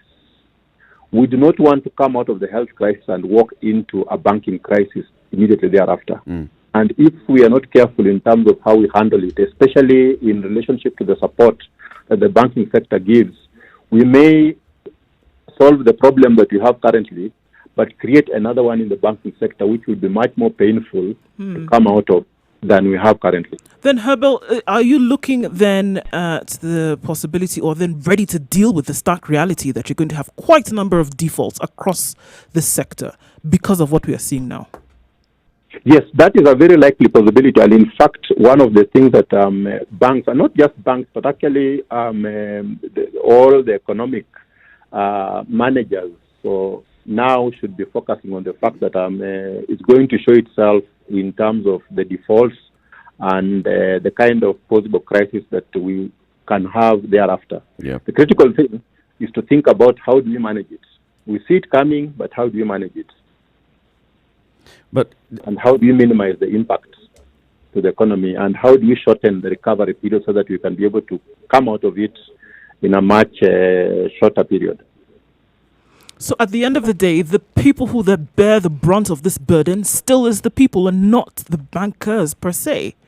It's still going to be the people, because we talk about the fact that you don't want a banking crisis after. But people are going into this period in a crisis as individuals who've taken loans, for example. And at the end of it, with the possibility of default happening, they're going to come out of it still the ones who are bearing the brunt of all of this. So they're still at a loss. So who then is being served the disservice here? The critical thing is the fact that we are all in it. We shouldn't expect any particular segment to take a bigger share of the hit. I think we are all in it, and what we need to do is to minimize the impact it has on the overall economy as much as possible. So if we shift the bearing of the burden to a particular segment and make it difficult for the overall economy to come out of this for lack of a better word, mess, I think we'll just be, it's almost like digging ourselves into a hole. Yep. What we need to do is to ensure that we manage the scenario in a way that all of us are going to have some pain, but you manage it in a way that pain enables us to come out of the hole faster than we otherwise have. But it sounds, Habil, like the banks want to manage their pain better than those at the expense of everybody else. Not actually. You know, banks actually it's not their money. The banks are holding the money for depositors. Yes.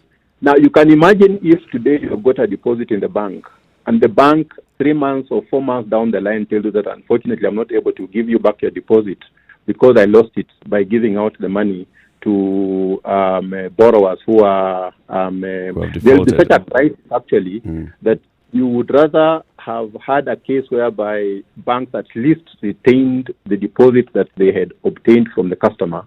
When you come back for it, you are actually assured of getting the deposit. There will be such a crisis if there is loss of confidence in the banking sector of the fact that you're not able to even access the little money that you had put there. And that's what banks are there for, to provide that confidence. But looking at the communication that's been coming from the banks, after you had a joint meeting with the CBK and with the government, it's taken a couple of weeks before we start seeing now the communication coming out on what the banks are doing. Why is it taking so long for the banks to come out and communicate? And when they communicate like this advert that we are seeing today by ABSA, it's only giving people who would like to apply for this relief 2 days to do that. Actually, you know what? The communication from the banks was made quite clear at that meeting where led by the central bank, where the approach by the banks was made quite clear of the fact that anybody who had a facility that was performing as at 2nd of March and has fallen into some problems along the line, please go to your bank and have a discussion with them. They are willing to listen and negotiate. Because if a facility, for example, started falling into problems after the 2nd of March, clearly it's because of the COVID-19. And therefore, you've got a case to put before the bank of the fact that I was a good performer. Had it not been for this COVID-19, I would still be a good performer. And the bank will be able to accommodate you for whatever period that you require for that. And I think that communication was given out almost immediately. But now, why was it some easy? Banks have gone, Sorry. Sorry? Just go ahead, finish, and I'll ask my next question. So I was saying that some banks have gone over and above that communication and tried to give some additional accommodation for their customers.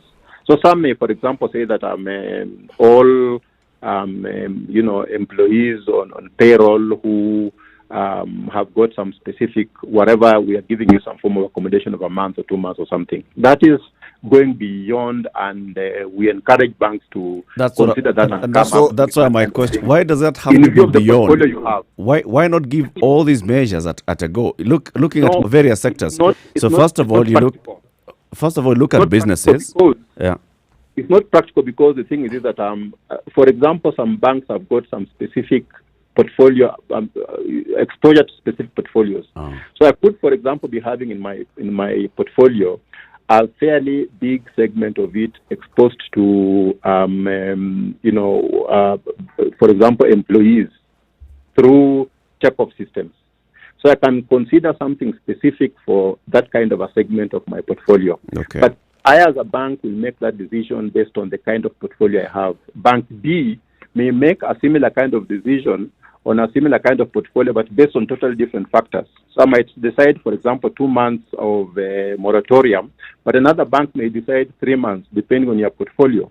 So, and that's what we are seeing banks coming up with. They are looking at their respective portfolio, the kind of exposure they have, and the performance of that particular segment, and coming up with something that would be able to accommodate them.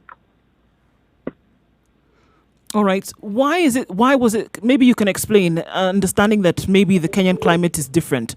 Maybe that would be an explanation. But why was it so easy for some other countries from the top down to say, look, not asking about the preferences of certain banks, but across board, moratorium on loans, for example, automatically, without you having to come in and have a discussion, a conversation, prove your credit history, your worth, this, that, the other thing. But from the top down, immediately, this is what we're going to do. Why was it so easy for them to do this? And that's a good question, because of the fact that I think we need to be very specific to the kind of economies that are giving that kind of thing. Some of them actually have got an underlying guarantee, for example, from the government. So the government gives you a guarantee on the fact that, for example, home loans. Mm-hmm. You will have a guarantee of a given amount, and therefore, riding on that guarantee, the bank is then able to extend that facilitation on a portfolio basis to all home loan owners. Mm-hmm. You see, and some of them are fairly strong economies. So their respective central banks, for example, can give them some level of accommodation, and on the basis of that, they are then able to extend something. I do. Some of them can be a government directive, where we are saying that as a government, we are proposing to anybody who has got a home loan of a given amount, we are willing to give a moratorium of 3 months.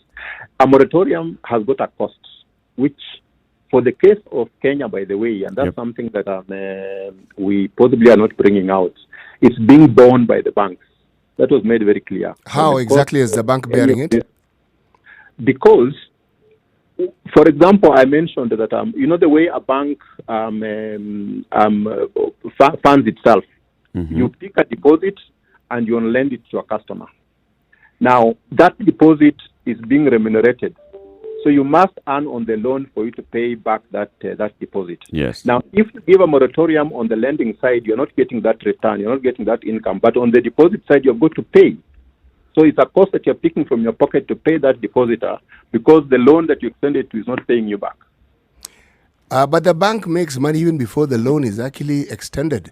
You have all these charges that you levy on your customers when they apply for a loan. You have your monthly charges, your operational cost. The bank looks after itself very well. But I want to move away from banking for a moment and talk about corporate social responsibility. What are the corporate social responsibility measures that the banks have put in place in these times that we have to ensure that their customers and the citizenry of Kenya are looked after? There are a number of things that are currently in the thought process. If you recall, the government the other day came up with a structure where, and I'm talking about the emergency fund, relief fund. And that's a fund that has been set up. There's a clear corporate governance structure around it. We are confident with the assurance that has been put around the fund, and therefore, as an industry, we would try to check around and see whether we can be able to come in and support that kind of an initiative. As you recall, on that board, It's your members. A number of members, yes, have been selected to sit on the board. So, we are really in it. We are driving the process. No. You said it is in the thought process. I'm asking, what have you done? No, not what you're thinking, planning, done. Because banks have funds. They have foundations that help children who cannot afford school fees. They help put up water points for communities. Now, at such a time when we need such things, because some people claim they don't have water, children are out of school, so the education sector needs help. I'm asking, things that the banks have in the past indicated that they're helping, have they increased help in these sectors? If they have, where have they done so, and what else have they put in place to assist? Actually, a number of banks are coming up with, through their foundations and the rest are coming out, only that maybe you may not be having the information. Actually, we don't. If I can just mention, for example, and the way I was saying that we are going to see quite a bit of support coming into this emergency relief fund. If you saw, one of the banks last week announced the fact that they have extended 100 million into the fund. And that was just the beginning. Mm-hmm. We are going to see quite a number of them coming up, giving up, because for that kind of a decision, it requires the board approval. So I'm sure a number of them are going through their respective boards for the approval, and you're going to see announcements being made in terms of the quantum and the type of support that they are going to give to this initiative. You know, what you've done is avoid my question and plug into a government initiative. And I was asking specifically what banks are doing. And that's what I'm saying. I gave an example of a bank that has done something that is visible. The problem, I think, is the fact that most of them are not as visible as you would want them to do. But the thing is that a number of them have got foundations through which they are making initiatives. Now, they announced that on their own.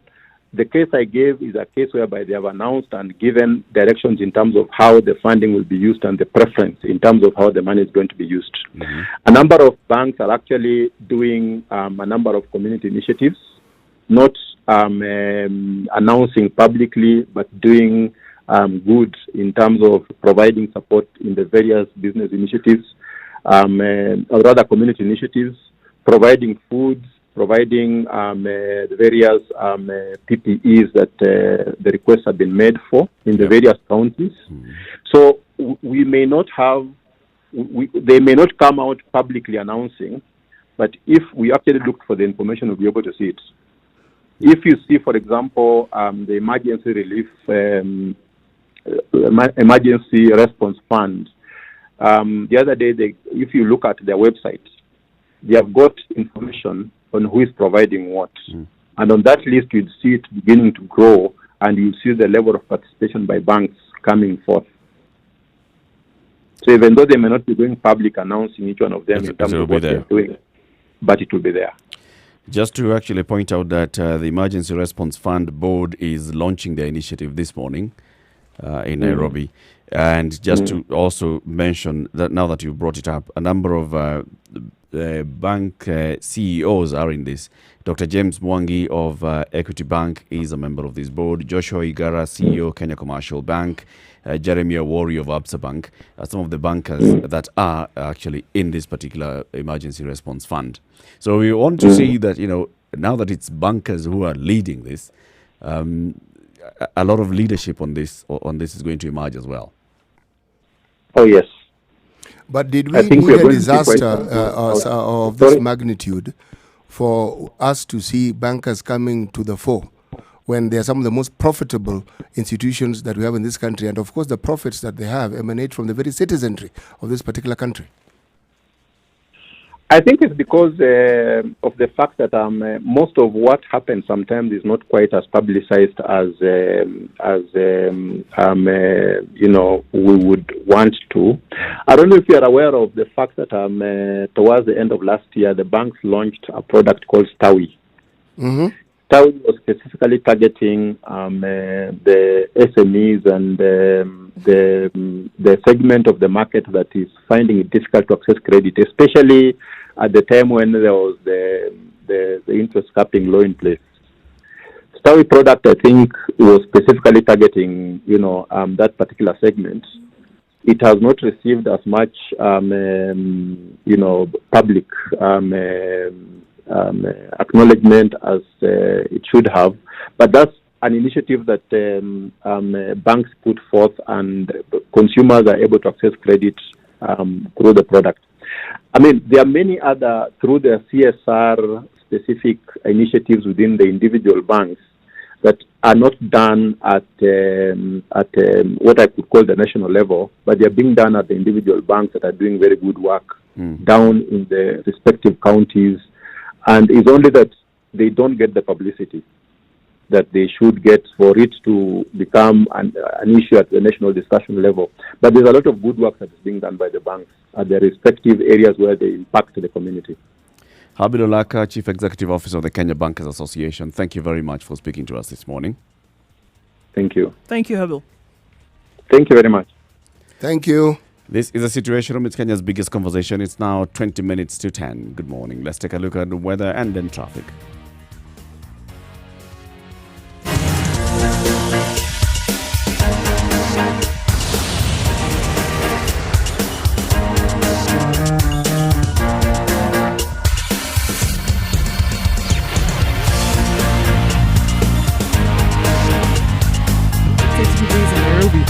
Mostly cloudy. The sun will peek through at some point though, and then it all go dark again with showers in Nairobi later on. Highs of 24 and lows of 16. Looking into Nyeri at 18 degrees, rather 20 degrees. It's mostly cloudy right now. Showers expected later on with highs of 24 and lows of 16. Taking a look into Nakuru at 19 degrees. It's mostly cloudy. Showers expected later. Highs of 24. In Eldoret, we're expecting things to warm up a little bit at 18 degrees. We'll warm up further to highs of 22 and lows of 14 with some showers expected later on. In Kisumu at 24 degrees, it's mostly cloudy, giving way to rain very soon. Highs of 26 and lows of 20 today. Malindi, we're experiencing showers at some point, but now mostly cloudy conditions throughout the rest of the day with highs of 31 and lows of 27. In Mombasa, it is mostly cloudy at 29 degrees. Carry on into partly cloudy conditions through the rest of the day with highs of 31 and lows of 27. Taking a look into Kampala, the showers have ended for a bit now. Still cloudy conditions, and the showers expected to be back later on with highs of 26 and lows of 21. In Dar es Salaam at 27 degrees, light rain showers have already begun. Give way to thunderstorms later with highs of 29 and lows of 24. In Joburg this morning, mostly sunny conditions at 16 degrees, going to partly cloudy conditions later and then showers with highs of 21 and lows of 11. And in Lagos, hazy and foggy conditions right now at 28 degrees, partly cloudy conditions to follow later with highs of 34 and lows of 26. And take a last look into New York now at 13 degrees. It's clear skies all through, highs of 13 and lows of 6. Paris at 4 degrees is sunny conditions all through, highs of 14 and lows of 3. And finally in London, partly cloudy conditions at 5 degrees, highs of 12 and lows of 3.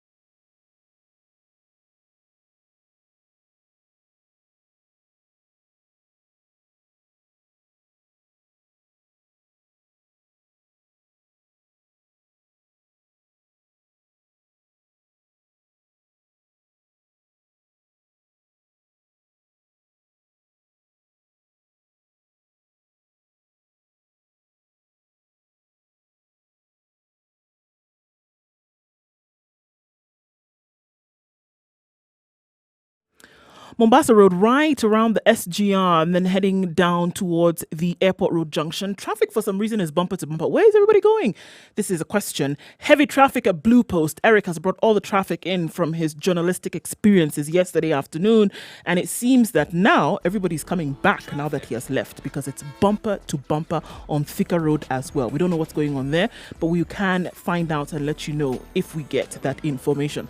Well, yeah, it could be the roadblock, or they saw you coming yesterday and were afraid, and now they're coming back into the city. All right. Apart from that, everything looks all right. We'll find out what those issues are, and if we get time, we'll share that with you. But be safe and wear your mask if you're out, will ya?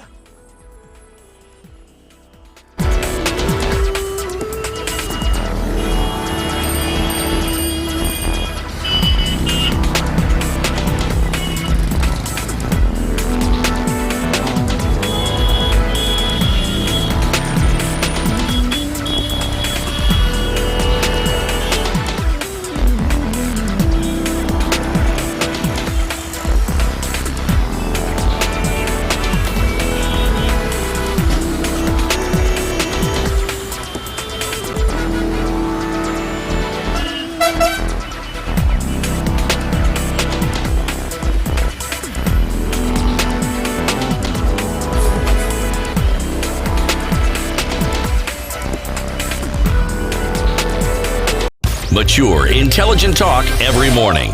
Spice up yourself.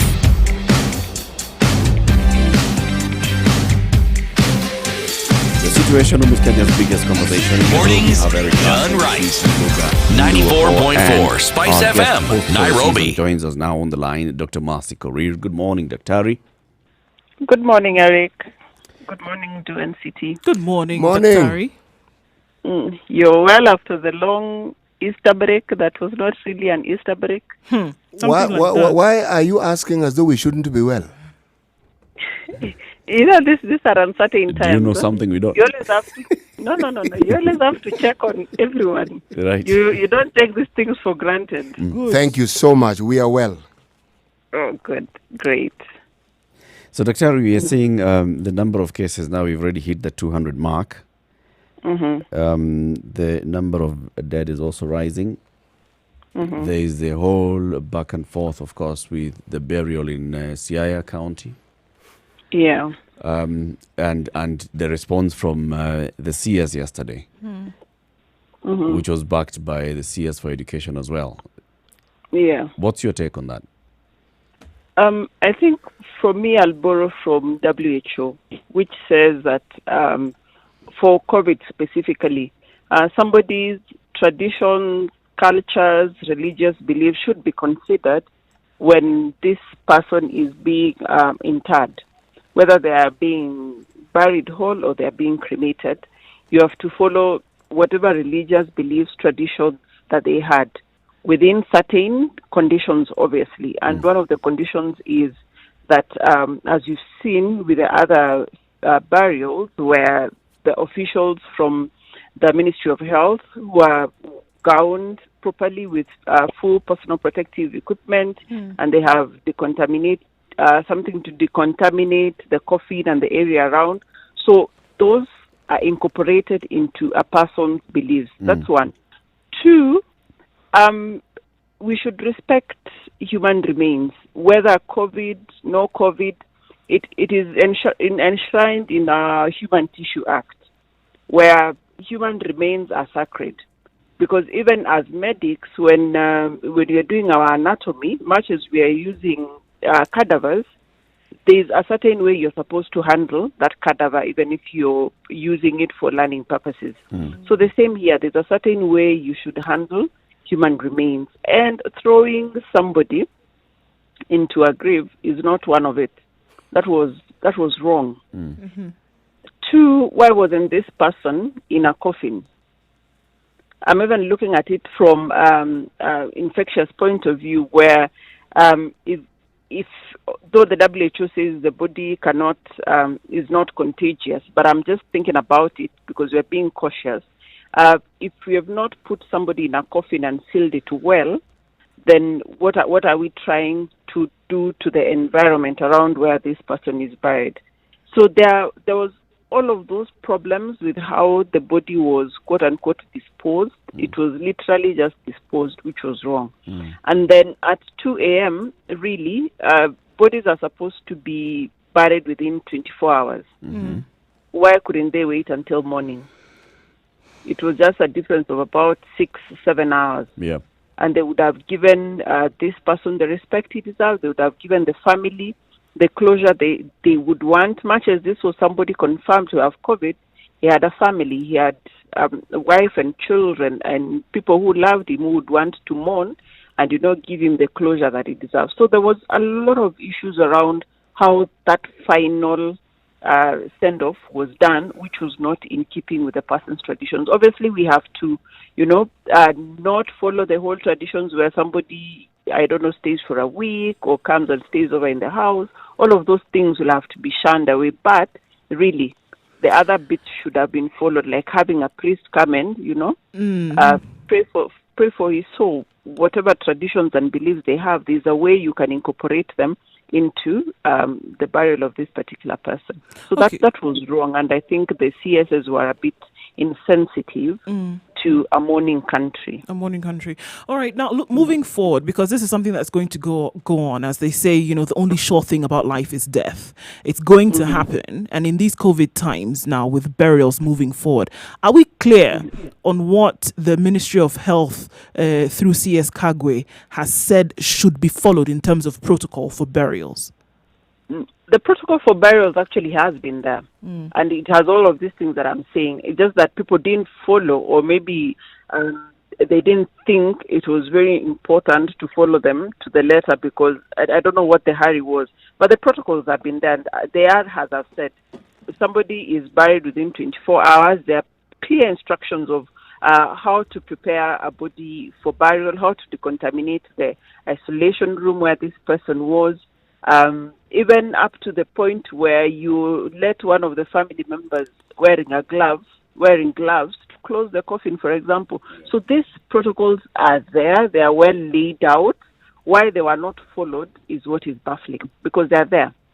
It's very clear on what should be done. Even if somebody is in a body bag, and then you still put them in a coffin and you allow the family to bury. And there was a limit of, up to only 15 family members that are allowed to bury. So these things are there. They're just not followed.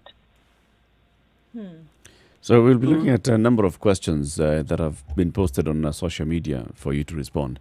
But Siti had a question or a comment for you. Yes, Siti.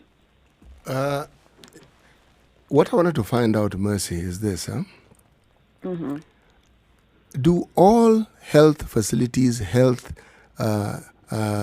ministers within all the 47 counties have this same information? Is it something that we can certifiably say they all have this information? I do not know if all of them have, but I'm looking at it as a journalist, I have. So my assumption is this information should have cascaded from the national government all the way down to the county governments, and from the county governments, they disseminate them to their people. Yesterday, the CS said they've trained over 100,000 healthcare workers. Was it 100,000 or 10,000 healthcare workers? And they're in the process of continuing to train them. So my question is, in this training, if some of these protocols and guidelines are not cascading down to these people, then there's a problem. Two, for this particular case in Fiaya, they followed everything from how they decontaminated the facility where this person was, putting the body in the body bag. They followed everything. So if they knew what needed to be done at that initial point, then it means they must have known how to dispose of the remains at the final or the tail end, because there is clear structure and protocol, and the guidelines are there. So they followed them until the point where it came to the actual burial of the body.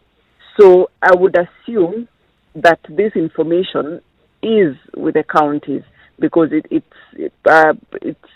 through our stakeholder engagement and various partners.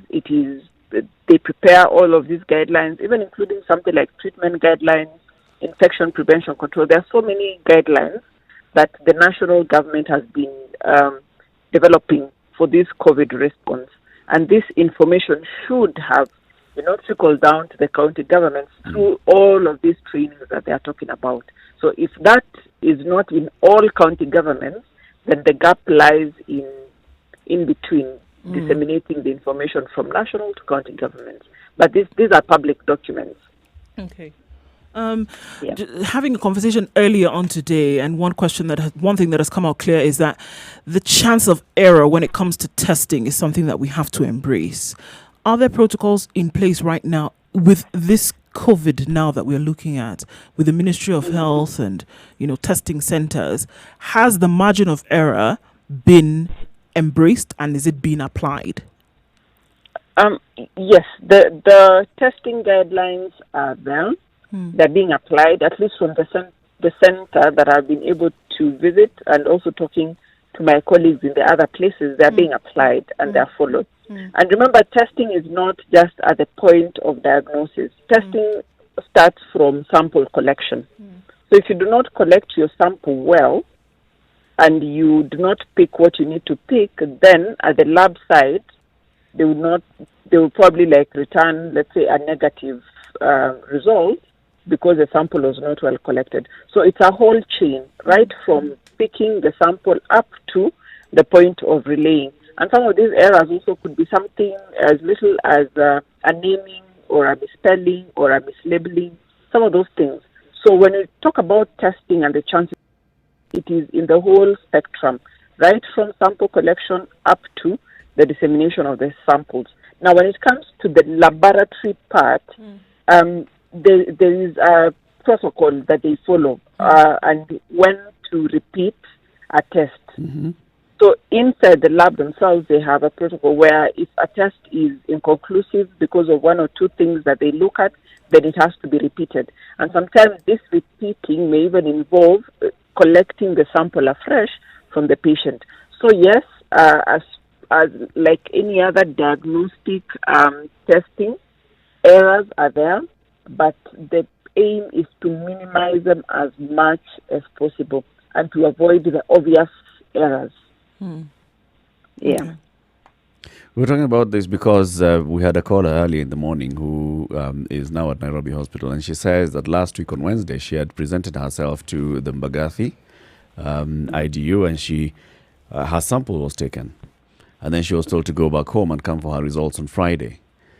She sent somebody over on Saturday, and since then they basically haven't given her results. They seem to be sending her back and forth, go to Kemri, go to Mbagathi, go to KNH. We don't know where your results are. And this is one of the things that I'd even asked, or rather I'd actually asked the Director General in one of the press briefings about how they communicate their results to the patients. And remember earlier on, even the people that we've talked to said that unless they are positive, they don't get their results. Who are positive, yes, only the people who are positive are informed of their results, then the rest are not informed of any. So there has been a challenge, and clearly it is still there. They had said they are sorting out and streamlining the communication mechanism, because I know very many other people who haven't gotten their results.